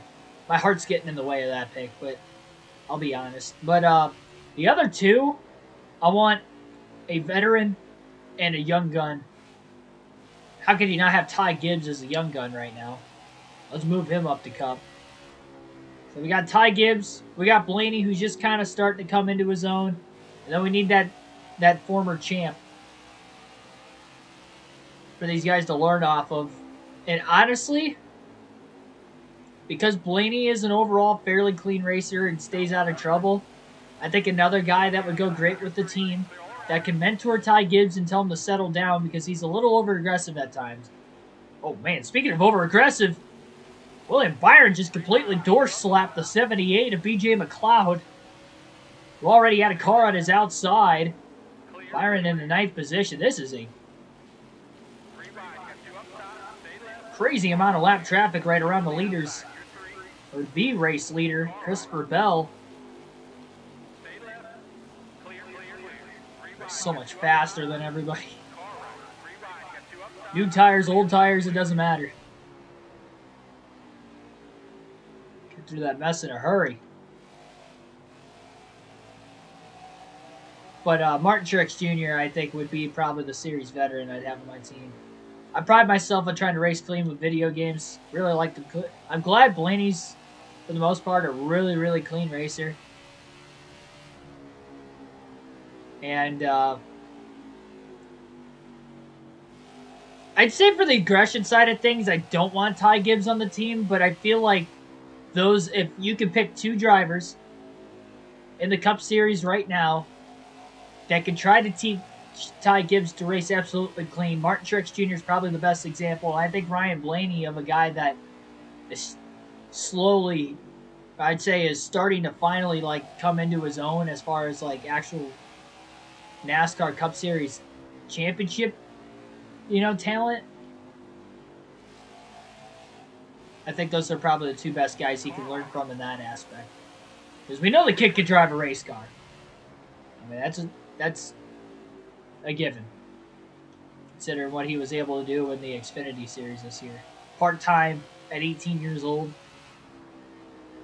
I don't care if he had the best car on speed every week. You still have to be able to bring it home.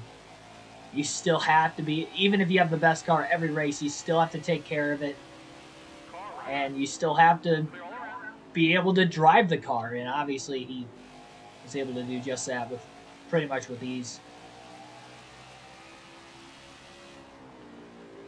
Boss Brody, welcome to the stream. My favorite driver on the flag back there, Ryan Blaney. I was just kind of talking about it, probably just before you hopped into the chat and into the stream. But thanks for tuning in. And yeah, that's it. I did turn on the Macy's parade for like a whole 20 minutes. It was between the Lions and the Lions and Bears game and the Cowboys and Raiders game, because I was like, it's Thanksgiving, let's turn it on. I didn't even really watch it. I just had it on the TV. I went back into the kitchen for about 20 minutes, and I went back in. But I did turn it on. Favorite Xfinity driver, Ty Gibbs. It's fun watching him race, but he does have to settle down at times.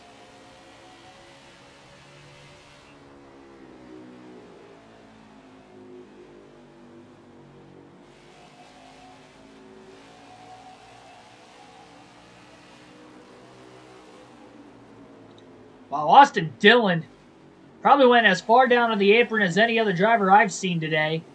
Oh, and he got into his teammate of all drivers. Tyler Reddick was the driver in the middle. He got sandwiched between him and Eric Jones on the high side. Dillon just used up his teammate.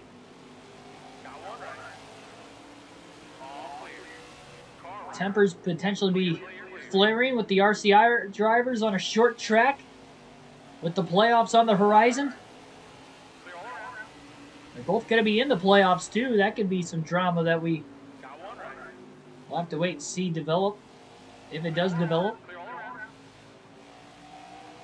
Earl Arnold Jr., welcome into the chat, into the stream.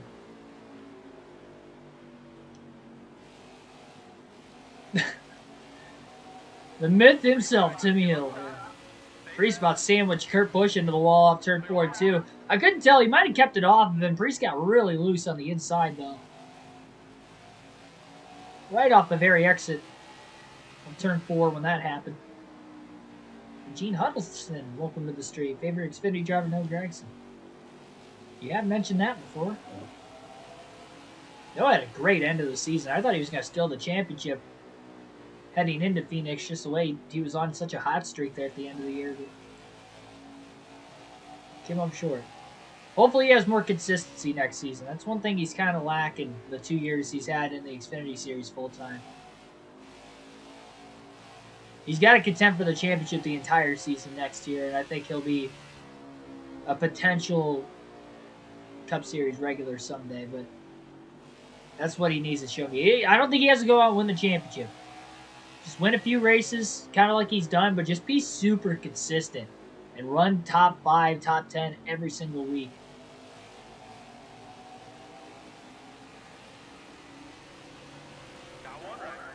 Obviously not every single week because something's going to happen along the lines that's not going to happen, but you guys get the point.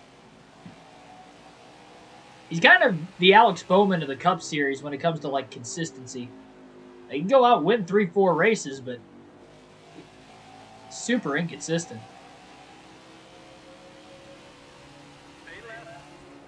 Driving styles are completely different between the two, but again, hopefully you guys get my point. What F1 races am I looking forward to? I mean, I don't really look forward to F1 races. I just don't watch it enough. I told myself I was going to try to watch more this year, and I watched the first race of the season, but if it's interfering with a NASCAR race, especially the last couple weeks, well, not the last couple weeks of the NASCAR season, because I did want to watch the Dakota race, but it was on at the same time, so I just choose NASCAR.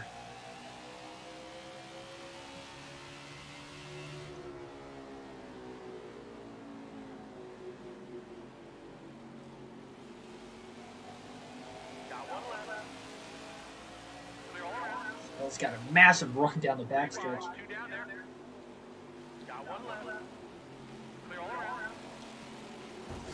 Ooh, boy, got squeezed by Byron off the exit of turn 4. I think the outside was probably the way to go there for Christopher Bell. He's got 3 wide to his inside with Byron DiBenedetto. He's going to let those guys through. He's got another run down the backstretch. Look at DiBenedetto go down the track, trying to squeeze that 24 car of William Byron. Bell goes 3 wide to the top, makes a couple passes, contact in front of him. A couple cars got together. LaJoy and Keselowski, then even in front of them, it looked like Davidson and... Sorry, that's Eric Jones in the 43, and then Justin Haley got together. Now they're 4 wide in turns 1 and 2. Keselowski to the bottom. Bell gets pinched into the wall and almost gets turned off the front bumper of the 43. He tries to get back down to the bottom lane and get out of harm's way. The outside was probably not the way to go there. There's a reason why he hasn't done it much today, and they were 4 wide and just no room off the exit of turn 2. All fenders still on the car. He does not blow a tire. By far the riskiest position Bell's been in all day long with less than 150 to go, and a race he has absolutely dominated the field.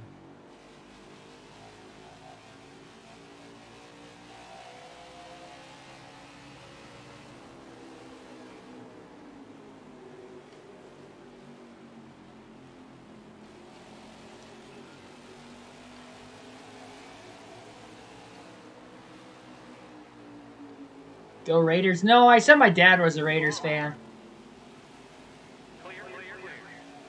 Yeah, my dad's a Raiders fan. He was pumped about that win yesterday. That was a really good game. That was one of the better games all season. See, now it's not NASCAR season. Granted, it was Thanksgiving too, but now that it's not NASCAR season anymore, and I'm watching a full football game from start to finish. I can actually invest myself into football now. With no NASCAR on. And that was a really good. That was probably the best football game I've seen this season. I think the best college game I've watched this season was probably Michigan-Nebraska. That was a Saturday night game, so I was able to watch it without it interfering with the cup race. But that was actually during NASCAR season. Those are probably the two best games I've personally watched this year. I'm not saying that those were the two best games overall. I haven't watched every single game. There's probably a lot of good games I missed. But, I mean, that Packers and Vikings game the other week was pretty. The week before was really good, but I'd probably, honestly, if the Packers would have won that, I probably would say that that's the best game I've seen this year. Out of biasness, but no, honestly, that Cowboys and Raiders game yesterday, it was sloppy because of the amount of penalties, but it was still very, I mean, down to the wire, overtime. How could you not like that game?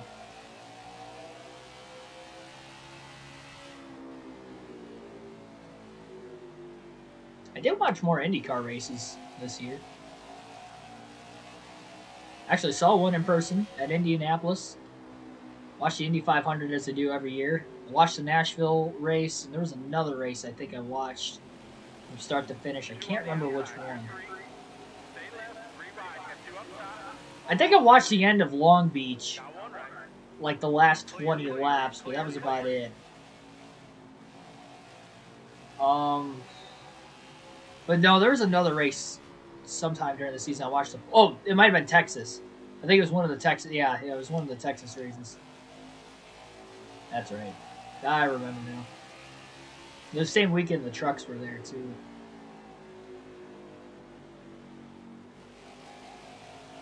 Who do I have? Ohio State, Michigan. I'm a Michigan fan, but Ohio State's the better team in my opinion.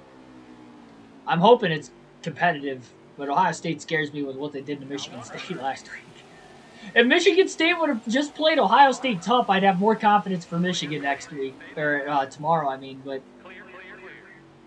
that just drained that took my confidence from like a 95 to like a 50. Now I'd probably say below 50 actually. Busch coming out of the pit lane, unscheduled stop for him. Gonna pull back up onto the racetrack. He's got room to be able to do that. Down the backstretch. He's far enough ahead of the side-by-side traffic that was coming up from behind him.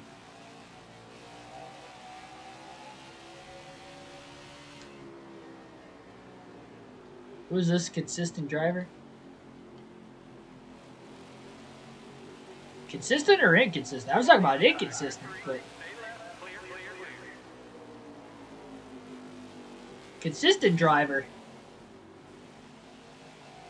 I think you got to go with Kevin Harvick. The guy didn't win any races, but finished 5th in points this year.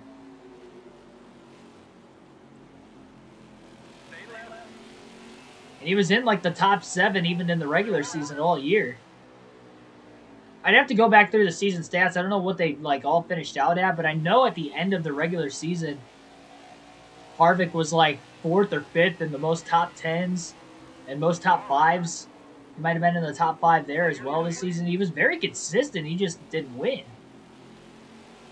It didn't matter what kind of track it was on. Even road courses, he was having good runs. Not the new road courses, but Sonoma, Watkins Glen, he had a really good run. And then pretty much almost every oval, it seemed like he was at least getting top 10s. He was kind of running outside the top 10, then by the end of the race, he would take basically a terrible car and finish like 8th or 9th with it. Which was basically what Kyle Busch was doing the season before. Which Kyle Busch didn't really have a bad 2020 season.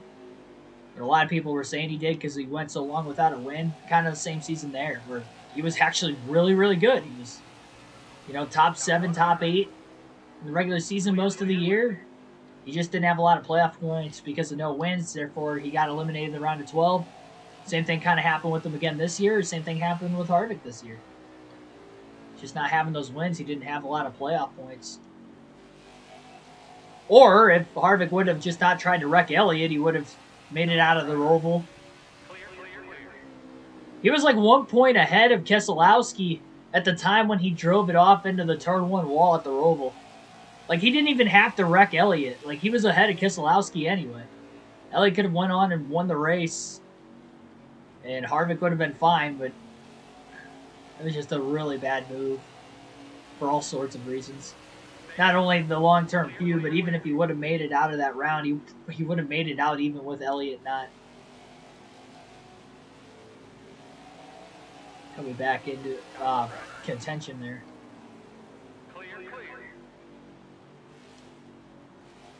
Definitely at that point in the run where Bell's car is starting to get really tight again. We're over 60 laps on these tires.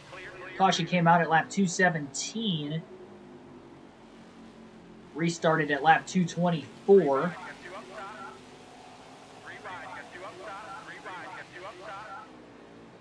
Martin Truex Jr. up to third place now, qualifying on the pole.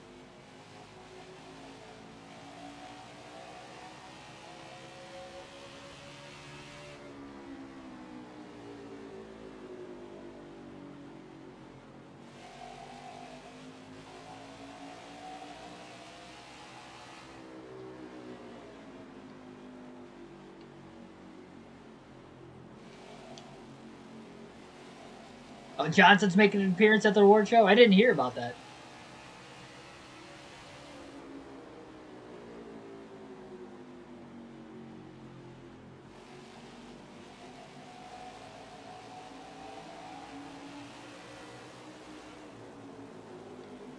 Harvick all the way down onto the apron. Adores Bubba Wallace.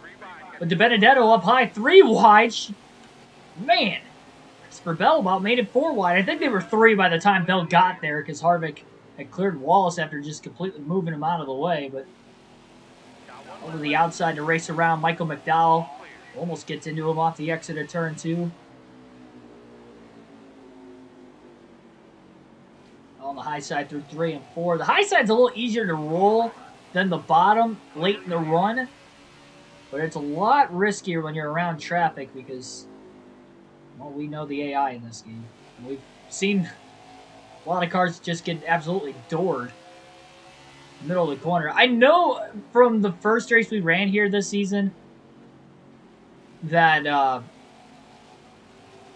they drive it in so deep into turn 3, and I was honestly scared. I was at work kind of like thinking about this race, and I'm like, I think even with stability help, I'm like, I feel like we're just going to get wiped out by a car just trying to overdrive the corner. But Bell's got so much speed in the race car. Again, short run, long run, doesn't matter. He's got so much pace, so much speed that nobody can really even get to him on corner entry. So it's not costing him anything.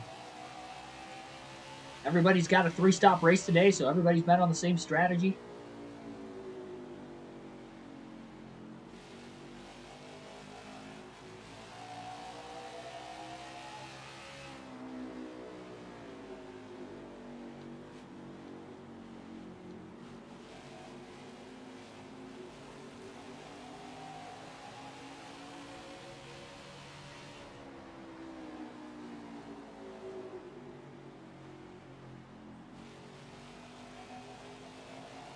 I don't think that's a... There are some old NASCAR drivers, but there's also some old F1 drivers, too. How old's Fernando Alonso? Sebastian Vettel, they're in their late 30s, aren't they?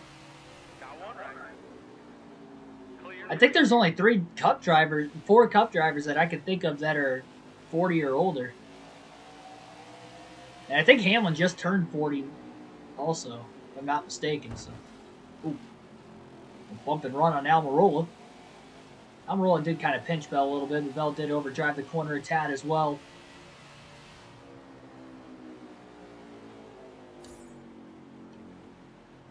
Going to make minimal repairs during the next pit stop, but again, no adjustment change, even though the car's tighter in the long run. Bell's got enough of a lead that he feels comfortable. 40.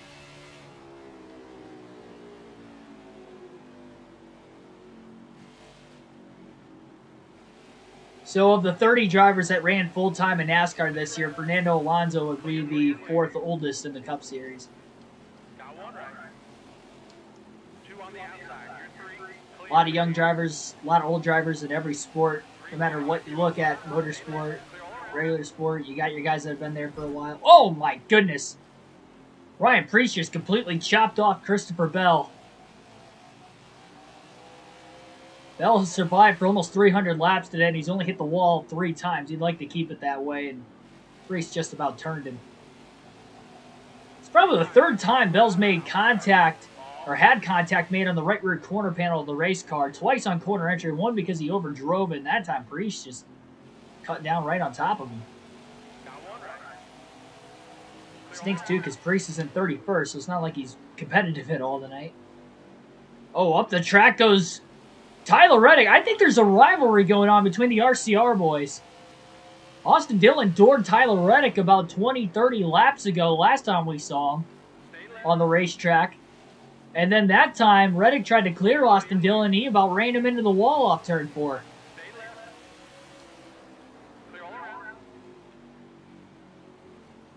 Tempers flaring between Austin Dillon and Tyler Reddick tonight on the short track at Richmond.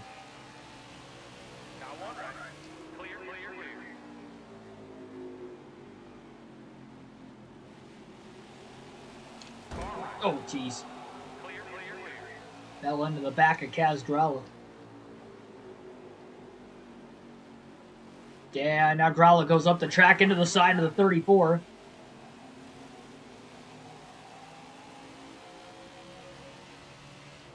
It's by Ross Chastain in the front stretch.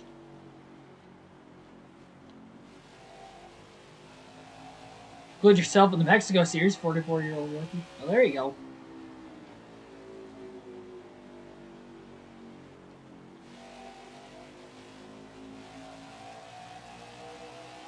7 F1 drivers are 30 or older. But there's also half the field size that NASCAR's got too.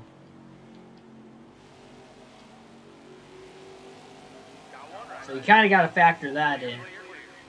That even though there's only 7, there's more than 7 in NASCAR. If there's, let's say, 14 drivers that are over the age of 30 in the Cup Series, that would be right on with where F1 statistics are as far as age.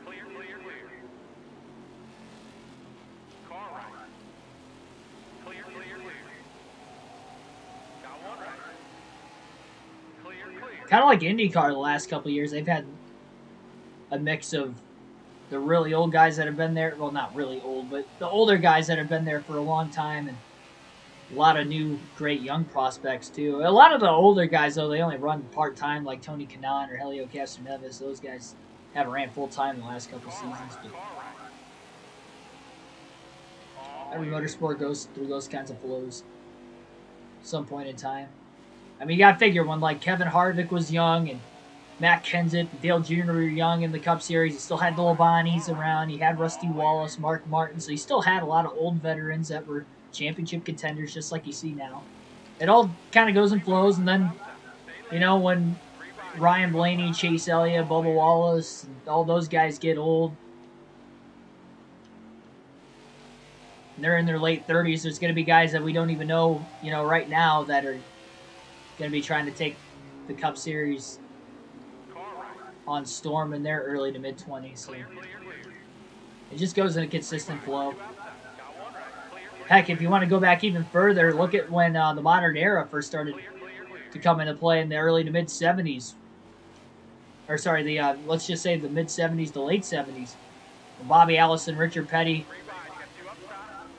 David Pearson, all those guys weren't winning as many races. Darrell Waltrip wasn't winning as many races anymore, and Dale Sr. came along, and then the Labanis came along. And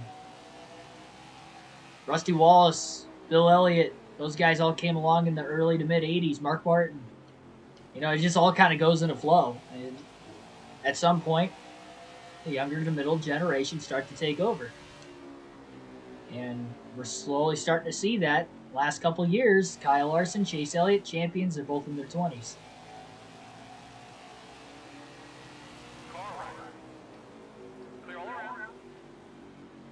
Next year, you know, maybe one of those two win a title again. Or maybe we see a guy like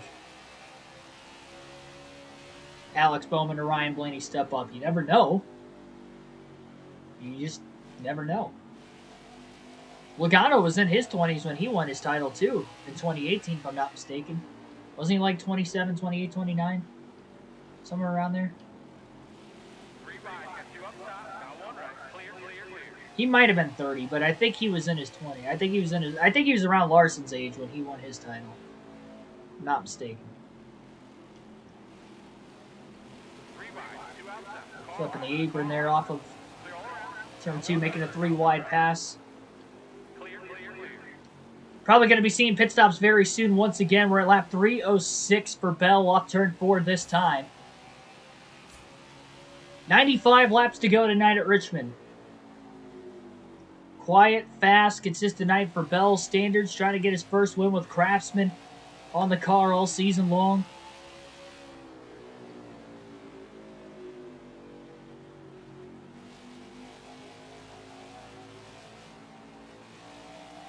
Well, drivers get burnt out again. It's just your reflexes start to go when you get older. I mean, that's all it really is. It's like that in every sport. That's why...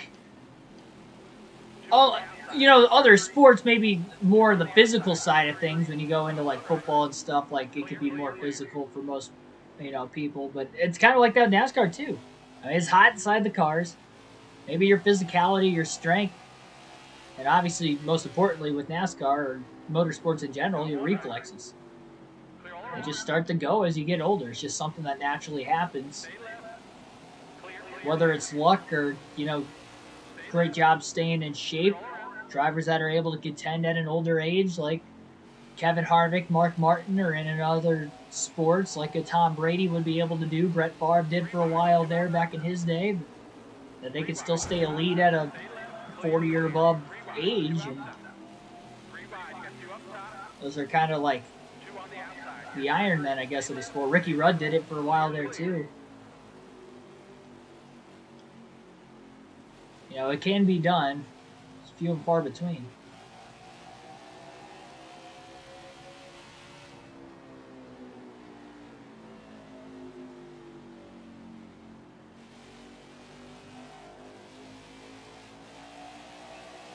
So we've seen 2 cautions in the middle of green flag pit stops tonight. 3 cautions total. One was off the second to last restart. After that second caution, didn't even get a full green flag lap, and they wrecked off of turn 2, trying to go 3 wide. Over contact, Bill sideswipes Harvick on the way into one. Harvick is in the top 5, having a solid, good run. Joey Logano in 4th.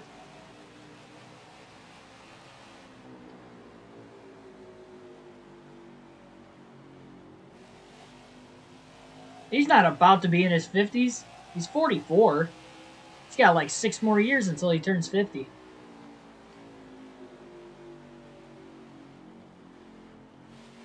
You're probably... I'm not like insulting you at all with what I'm about to say, but you're probably one of those people that think that like when you're like 35, 40 years old, then you're like super old.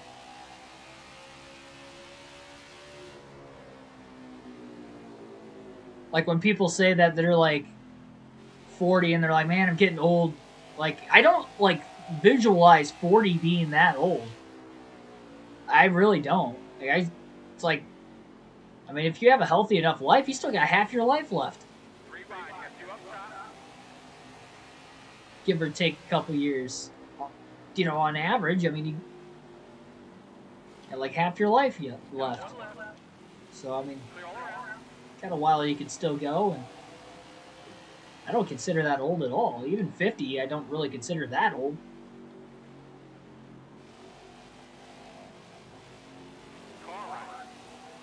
I'm 10. Yeah, that probably explains it. I feel like a lot of kids probably think that way. Yeah, that probably...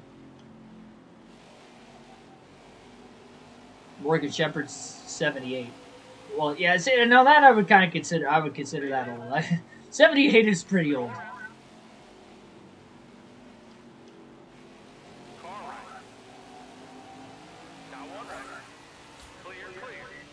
Bell's going to pit at lap 317 for his final pit stop of the race today. It'll be his first green flag stop of the race, unless we get a caution here very soon. But it'll be his 3rd and final stop. Morgan Shepherd's 80. Yeah, that's getting old. But you can still be in great shape when you're 80. Like, you can still look good for your age, or, you know, physically be fit for your age. So that's a risky pass by Bell. That almost didn't work. Bell was coming into pit anyway this time, so that I don't even know why he tried to make that pass happen. So Bell's in the pits. Final stop of the day. First under green for Christopher Bell. Wicked Mania, welcome to the stream. You're only as old as you feel. Exactly. I agree with you 100%. I agree with you 100%.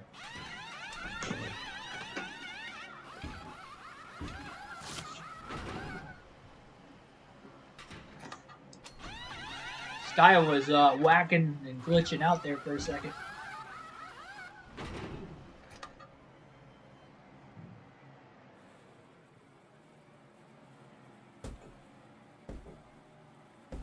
Surprised this is still cold. I bought this like 2.5 hours ago. They must have thrown like extra ice in there tonight. Not much ice left, but it's still cold.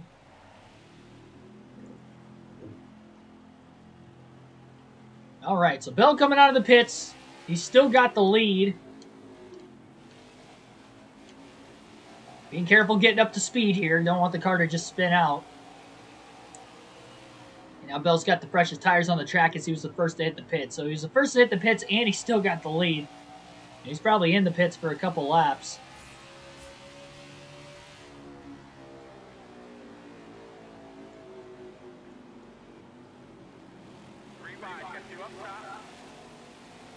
Blowing around everybody. Probably going to have a couple cars come into the pit lane here very, very shortly. Bell's checking up on entry into 3 just in case anybody was going to pit in front of him. Nobody did. He's already blowing around these cars pretty quickly. He's blowing around them even faster.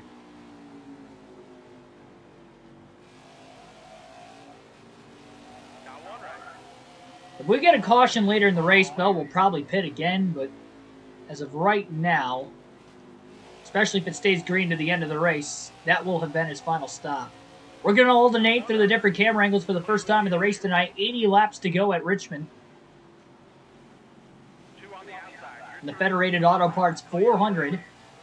28 likes on the stream. Thanks for everybody smashing that like button. Definitely do so if you haven't already. And again, subscribe as well for more daily NASCAR content. Full race live streams of the realistic commentary on the daily on the channel, NASCAR video games, or real races on the weekend when NASCAR starts back up again in February. We'll be commentating the Busch Clash. Will be the first race that we will have on our commentating schedule next season. February 8th, I believe? 6th? Whatever that first Sunday of February is. Ooh, a lot of contact. Up the track they go. The exit of turn 4. Almirola, Ty Dillon got together. Byron tried to escape to the high side. I think he did. Wow, what a move by William Byron. In 8th place. Risky, despite the fact he's in the top 10. He's also had a quiet but consistent season on this custom schedule season. He's got 1 win to show for, but outside of just that 1 win, William Byron is 6th in the regular season point standings coming into this race today.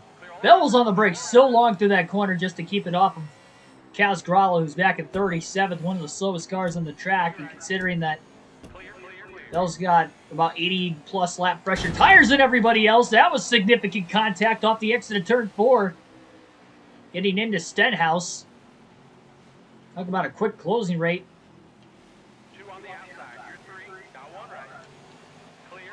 A lot of damage on the 7th. Oh, never mind. It showed damage, and then it didn't.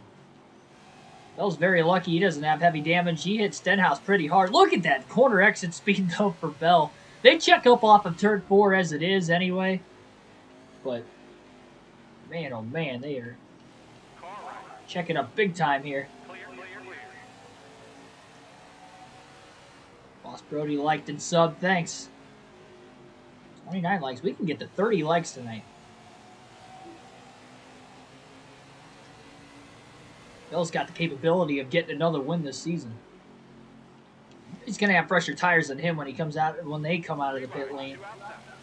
3 wide off the exit of turn 2. Bell's cleared down the back straightaway on Ross Chastain and Michael McDowell.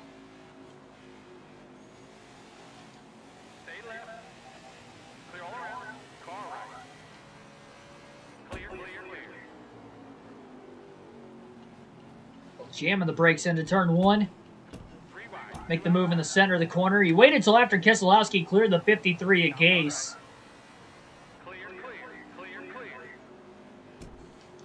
Bell to the outside off the exit of turn 4 to get around Quinn Houck. BJ McLeod, he brushes the wall off turn 4.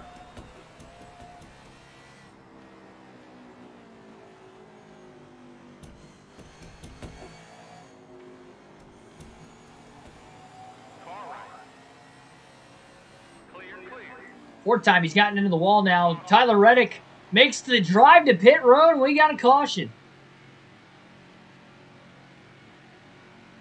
Caution's out for the 4th time in the race today. And Bell will pit. Gonna repair that damage after getting into the wall there that last lap. But caution is out. He'll pit to go back on the same strategy as everybody else as far as tires go. I know he just pitted already, but he doesn't want to get blown by on the restart by every car in the field. That will be the situation. Restart at the front. Everybody else on older tires, where we could wreck out of this race, and I do not want that. Bell has kept his car fairly clean all night long. We have less than 70 laps to go. He's dominated. He's led over 200 laps. You'd hate to see this go out the window late in the race.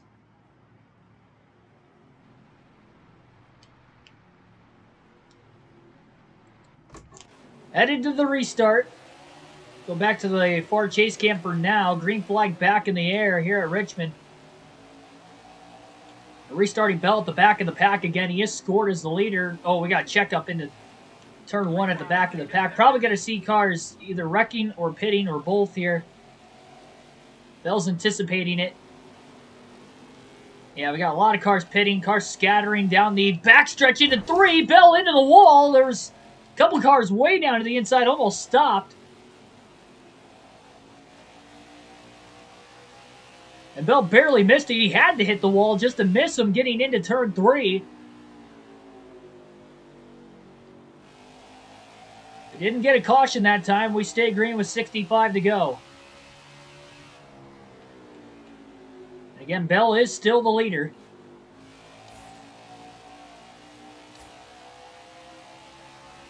Four pit stops, that last caution. Allowed him to pit again. We've had 4 cautions so far. You haven't missed any wrecks that we've actually seen. We only saw that one spin off turn 2 earlier. I haven't actually seen what the other 3 cautions were for in the race today. Blaney just about turned the 20 of Bell that time. The 78 of McLeod got by.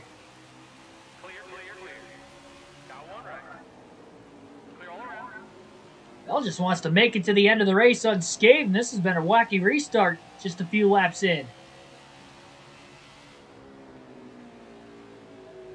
That was very similar to when Ryan Preece turned down into Bell into turn 3 earlier in the race.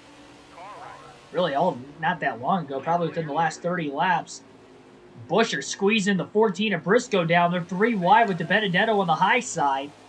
Benedetto holds clear off the exit of the corner. Bell's just trying to get out of the way of everybody. He's down low, and he's still squeezed by the 14. The 17 almost goes around. My goodness. Bell had nowhere to go. And getting by, not really getting squeezed all that much throughout the course of the race, but this restart, nobody is giving him any slack, and now DiBenedetto gets into the back of the 20. Bell did pull a block on him at the last second. I don't think I really blame DiBenedetto there.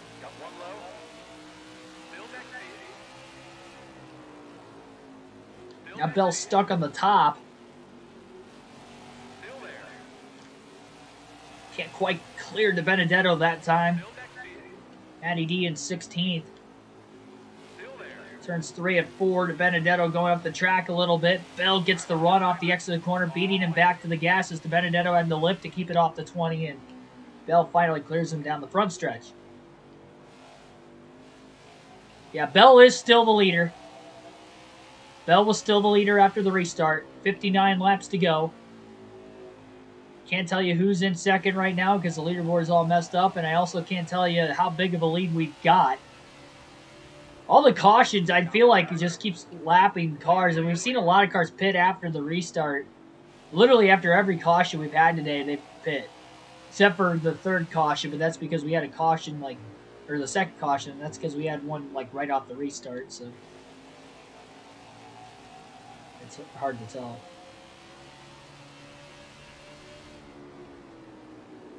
Got one right. Clear. Drives it in deep, clears Eric Jones. Denny Hamlin back to 15th.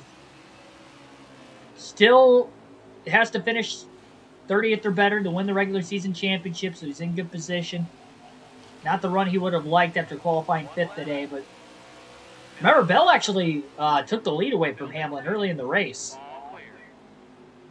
Hamlin was leading prior to Bell leading, and Bell's led every lap since taking the lead at about lap 27 in this one. Oh, man, Corey LaJoie not giving him any room, but that's a lot of... Because Denny Hamlin had squeezed LaJoie into his teammate Bell.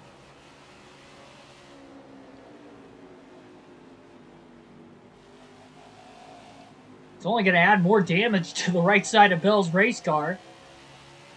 Again, you can see the damage on the right front, a little crinkled. He's only hit the wall 4 times today, but he's probably been squeezed 4 times alone since the restart with cars that have been on the outside of him.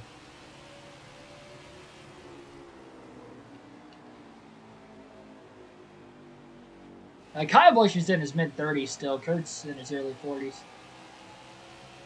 It's like 6 or 7 years older than him. I think Kyle's, what, 36?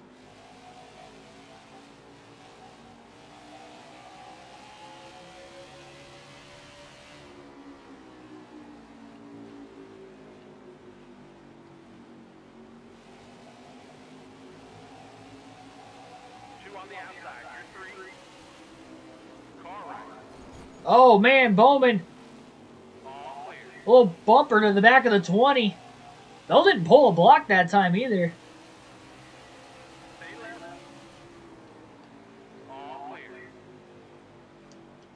Kyle Larson's up to 5th place now, so he's moved forward back inside the top 5. Well ahead of Stenhouse. And again, Bell dominating this race. Actually, Stenhouse is in the top 10 too at 7th, so Ricky's put up a valiant effort in the race today, but might be too little too late for Stenhouse. Bell completely missed turn 1 there. He, all the way up on the high side. That lane hasn't been available at Richmond for a few years now. At least. Not since like the early 2010s. Car Tomorrow era.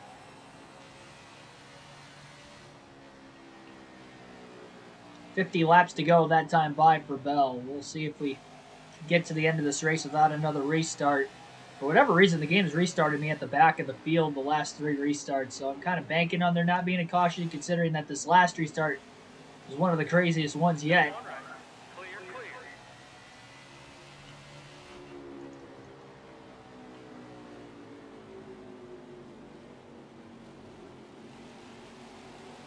Stack up off turn 2. Byron holding up Joey Gase, Bubba Wallace. Byron's up to 4th, so he's moved forward after this last restart. He drove it deep into the outside lane into turn 3. Almost got into David Reagan. 48 to go.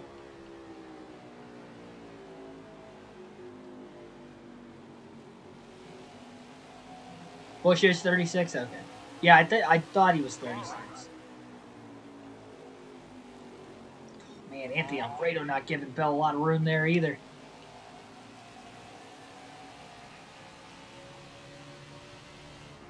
I have not even seen any gameplay at New Hampshire with this game yet, so NASCAR Heat 5 was pretty fun at New Hampshire. We had a really good race there in the career mode. Remember when Josh Bilicki won that race on speed? That was a great battle between us and Bilicki at the end. Bilicki had that last lap pass for the win with a bump and run in turn 3. Did what he had to do to get that first career win. And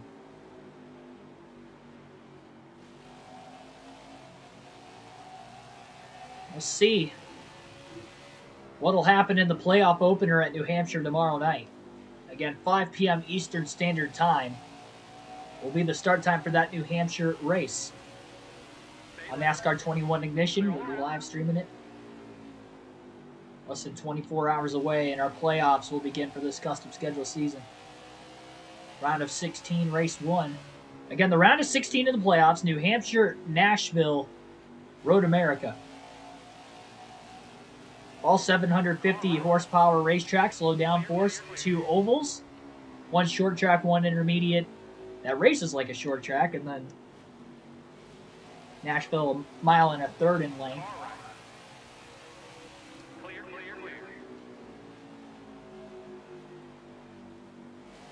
Then a 4-mile road course at Road America, New Hampshire, a 1-mile flat short track.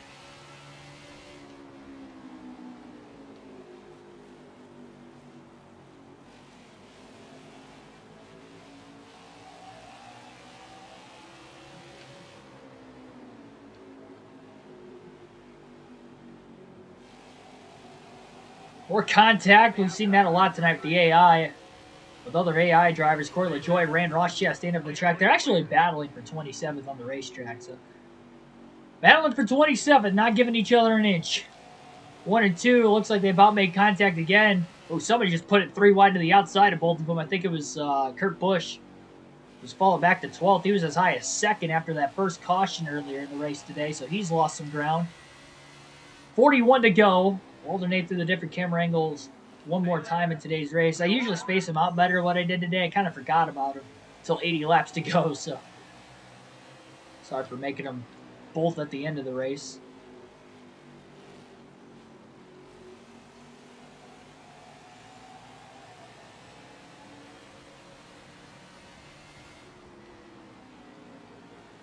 Stay left. Clear all around. One of Bell's most dominant races this season. I'd say even more so than Phoenix, and he dominated that race he won not that long ago. Big run to the outside.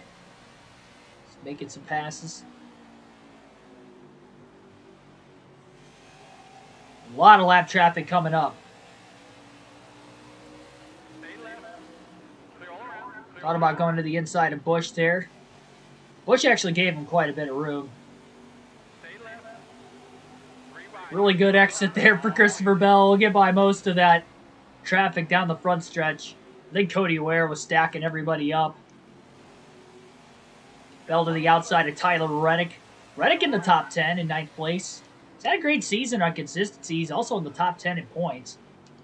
Back half of the top 10. I think he came in 8th or 9th in the regular season standings. So he'll get a couple playoff points there. And again, he had that win earlier in the season as well.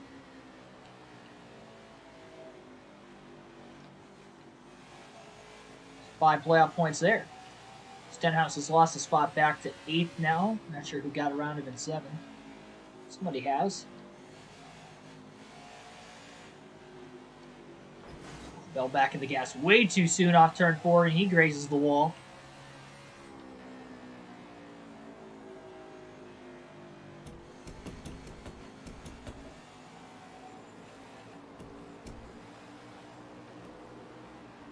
Check it up behind some lap cars. 2 on the outside. You're 3.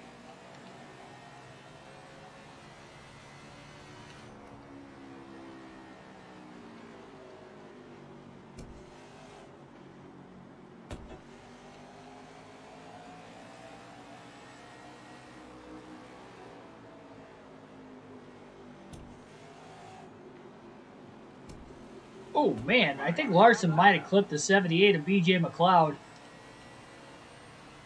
McLeod got loose like he had contact on the left rear of his race car, and Larson was pretty much hanging on that left rear corner panel.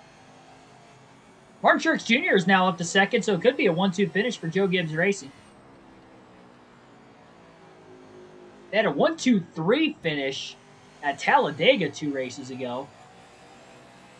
And Bell actually helped Kyle Busch win that race. This would be 3 consecutive wins for Joe Gibbs Racing, with Busch winning each of the last 2. Bell trying to win here tonight in the regular season finale at Richmond, and with a win for Christopher Bell tonight, that means Joe Gibbs Racing will have won 13 of the 26 races in the regular season this year, which would account for half of the races we have ran up to this point this season. That's how much Joe Gibbs Racing has dominated. How many races did Hendrick Motorsports win this season? Like 16 or 17? We'll see if we can break that. on this custom schedule season. Denny Hamlin's got 3 wins. Kyle Busch with 3 wins. Bell with 6. Truex with 1. So it's pretty evenly spread apart for the most part. Bell's obviously got the most wins of any driver this year. But the only drivers with 3 or more wins on the year are Joe Gibbs Racing drivers. And only one of them has less than 2. I should say less than 3. That's Truex at 1.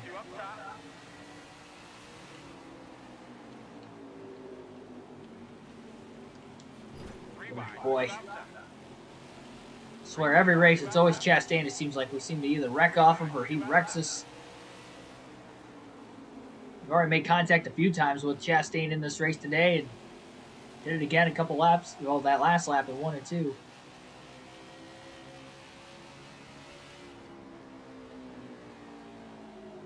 "29 laps to go at Richmond.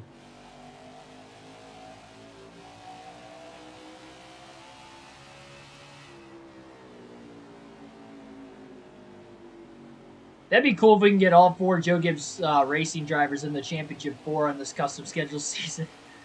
I don't think it's impossible. They're all in the top 6 right now in the point standings. Well, playoff standings. Again, Bell, not as consistent as the other 3, but he's got the most wins. So when the playoffs start, he'll have the playoff points. Again, Hamlin will likely win the regular season championship here in another 27 laps. So he'll be the number 1 seed. Christopher Bell will be the number 2 seed. Kyle Busch should be the number 3 seed. And then Truex is probably going to be a little further down. Means he's only got 1 win. There's a couple drivers with 2 wins that are ahead of him yet. With Chase Elliott, Austin Dillon. And then maybe some of the guys in the top 5 in the regular season standings that have 1 win. Like William, Byron, and Kurt Busch will probably be ahead of him. So Truex is probably going to be right around 6th, 7th, 8th seed. But, I mean, if Truex can win races in the playoffs, I wouldn't doubt it. He's going to have a good shot.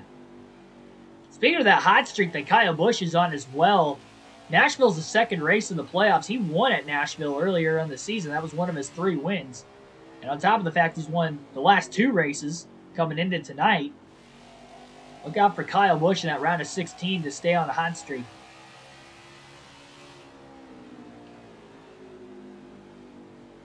Gibbs Racing, though, about to go 3 in a row in another 24 laps as long as Bell stays out of trouble.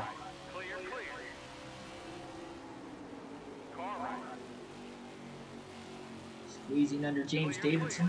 Kyle Busch has rallied back inside the top 10. Been outside the top 10 most of the night, running about like 11th to 13th, but he's currently in 10th. See if he can stay there. Jeez, my goodness, how slow you got to go off the exit of 4. BJ McLeod in 32nd was way, way off the pace there. Bell was out of the gas, out of the gas, out of the gas. Got back in the gas, still got into him.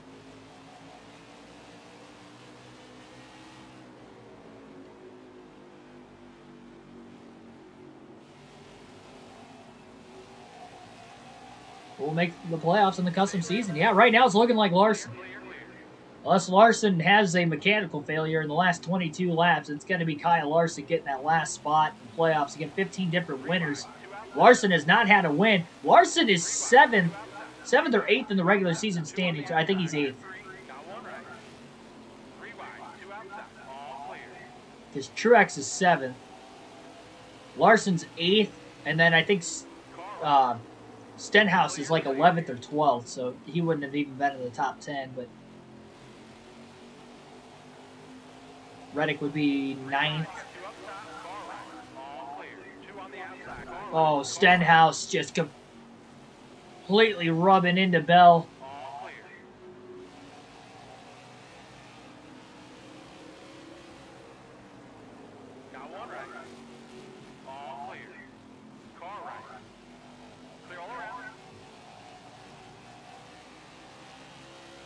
Yeah, since that last restart with about 67, 66 laps to go, these guys have not cut Christopher Bell any slack like they were earlier in the day. 2nd place, Mark Truex Jr. going to go a lap down, maybe. I would not be surprised if we won this race by 8 laps just because the AI, every single caution, they not only pit, after the yellow, but they probably lose a lap with me being the leader during the caution as well. So part of why it's been a walk in the park kind of a day for Christopher Bell, outside of just trying to stay out of trouble. He did have to miss a spin off turn 2 on a restart earlier, so between that, the rest of the drivers not really running him clean here. They're not running each other clean in this race, though, either.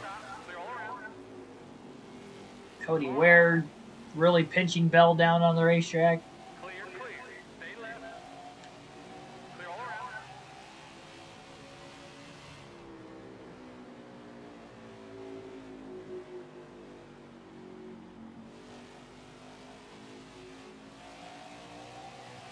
I have not had Rowdy Energy.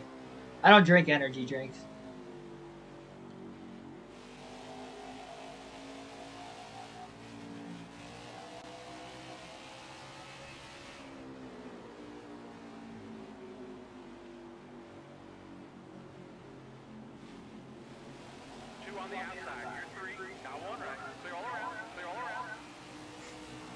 I don't know why I said clear all around a couple times there. My goodness, I thought Harvick was just going to completely get into the back of Bell. Bowman did that earlier in the race. I think it was off that last restart. We cleared him. We didn't even block him, and he just ran into us, and Harvick almost did it there. But Harvick did not do it. Harvick was in the top 5 before that last caution. It's randomized him back to 14th. That's a tough break. He looked like he was about to have a top 5. Now he's not even going to get a top 10. You get another caution late, randomizing the order some more. Still got 14 laps to go. But at Richmond, these laps are going to fly by. 3 laps in just over a minute on this short track.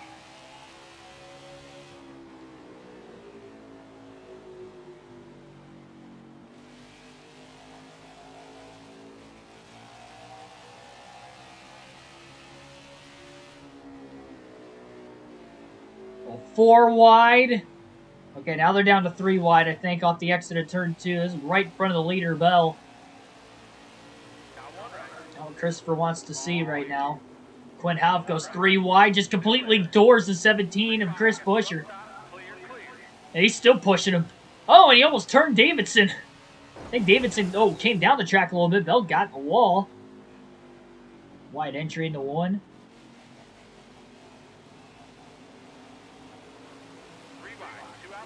That's the 5th time Bell's hit the wall today. We've still been pretty good with not hitting the wall, though, I do have to say. 11 to go.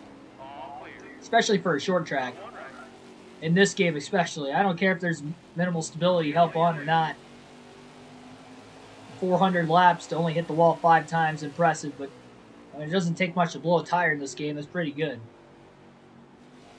Kind of need to do that. So you can hope not to blow a tire. Bell hasn't had an issue all day long. Very few races that has been the case, and most of which he has won.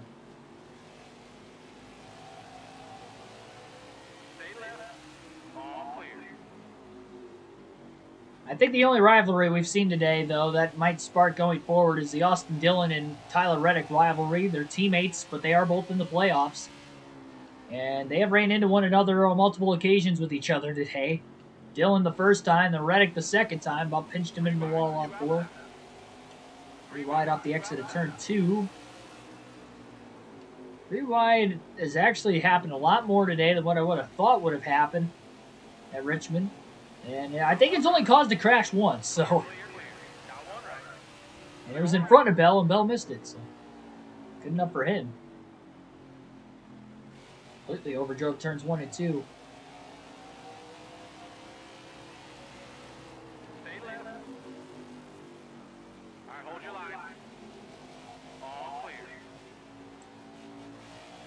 Seven laps to go this time.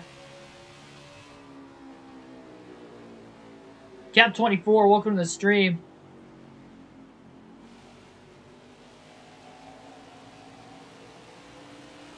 No, I know I hit the wall on the first lap. I actually hit the wall on lap 2 also, but I've only hit it 5 times the whole race. I haven't forgotten. No, we got the wall once on each of the first 2 laps, but Only 3 times since then.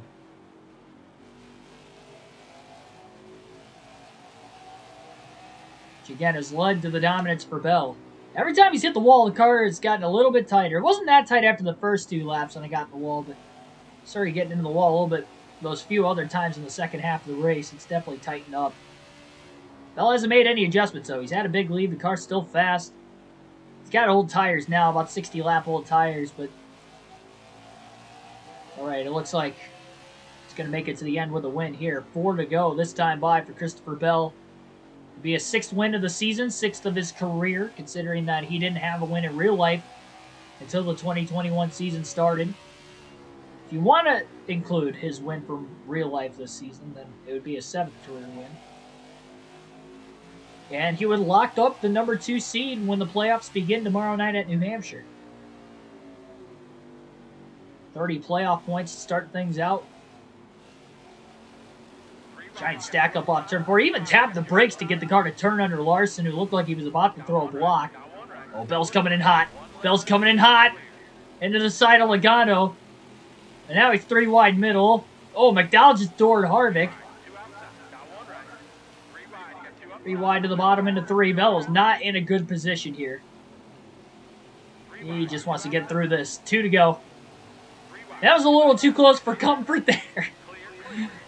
We were so close to the end without making a major mistake, and we about made one there, overdriving turn 1 into the side of Logano, then being 3 wide middle off the exit of turn 2. But Bell has... He made it through probably the sketchiest part of the night with just a few laps to go. Now he's got 3 wide way out in front of him. Chase Elliott was in 2nd earlier in the race, back to 7th now.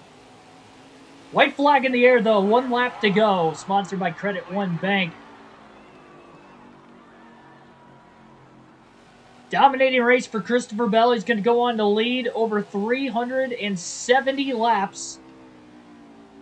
He's led every lap for lap 27 to now. Checkered flag waves.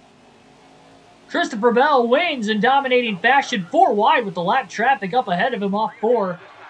But Christopher Bell gets his 6th win of his career and on the season. Nice win. 1-2 finish for Joe Gibbs Racing. How did we...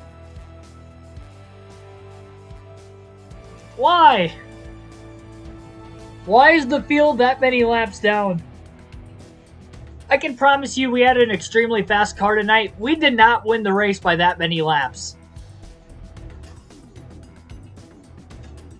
We did not win the race by that many laps. I do have to take a picture so that way I can get the finishing results here, and then we'll run through the top 10 so that way hopefully the game doesn't crash again. It crashed on us before the start of the race, but it didn't crash on us during the race, thankfully. We'll have to field 19. Yeah, that did not happen. I mean, we were actually 19 laps ahead of the field, but I did not lap the field that many times. We had 4 cautions. They pit after every caution. That cost them 2 laps. So 4 times 2, that's 8 laps they already lost. And then they lose a lap or 2 under each caution in general before they pitted after the yellow had come out.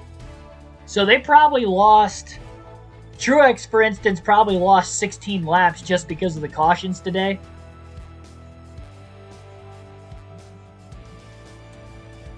So that's probably not a glitch. He probably actually finished in 2nd, 19 laps down, but he probably lost anywhere between 13 to 16 laps because of the cautions. And because the AI is dumb on the restarts pitting. And this is a short track, so you automatically lose 2 laps. And then probably 1 lap they got trapped after that. That's my opinion. We probably did lap them 3 to 4 times because we had a couple of green flag runs over 100 laps today. And we had a really fast car, so I would not be surprised if we lapped the field 3 to 4 times, but we did not lap it 19. A lot of that was because of the cautions. Okay, I really need to take a picture of these. What do I got so far? Got down to 25th. Let's go 26th.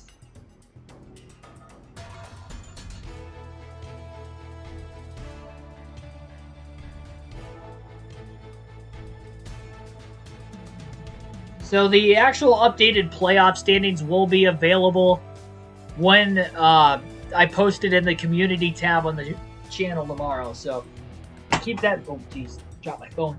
Keep the notification bell on for both community tab posts as well as videos and streams, so that way you'll get notified what the playoff standings will look like. We'll also have the leaderboard for the point standings on the left side of the screen again tomorrow, just like we had for the regular season finale tonight. There's Christopher Bell in victory lane after his 6th win of the season. What a season it has been for Christopher Bell. Breaking a 5-race winless streak. His 2nd longest of the season. Well, I guess tied for the 2nd longest, considering he won the 6th race of the year, so would have tied that at the start of the season. But that was to get his first career win. But yeah, that's that. I mean, we can't really look at season stats on here. So not like on the career mode. Yeah, that's it. All right, well. 32 likes on the stream. Thanks for everybody who smashed that like button. If you haven't done it yet, please do so. And if you haven't subscribed yet already, subscribe for more daily NASCAR content. We'll be back better than ever again tomorrow night, 5 p.m. Eastern Standard Time, so a little bit earlier start time means it is a weekend. And I usually work Saturdays, but I'm only taking a half day tomorrow, having a party for the Ohio State-Michigan game. That should be over by like 3:30, so we should have plenty of time between that, me getting home, and to stream at 5 tomorrow. So 5 p.m. Eastern Standard Time is what we're planning on at New Hampshire. First race of the playoffs. Again, Community tab will have an update there. Trailer coming out for a new series tonight as well. I will get right on that.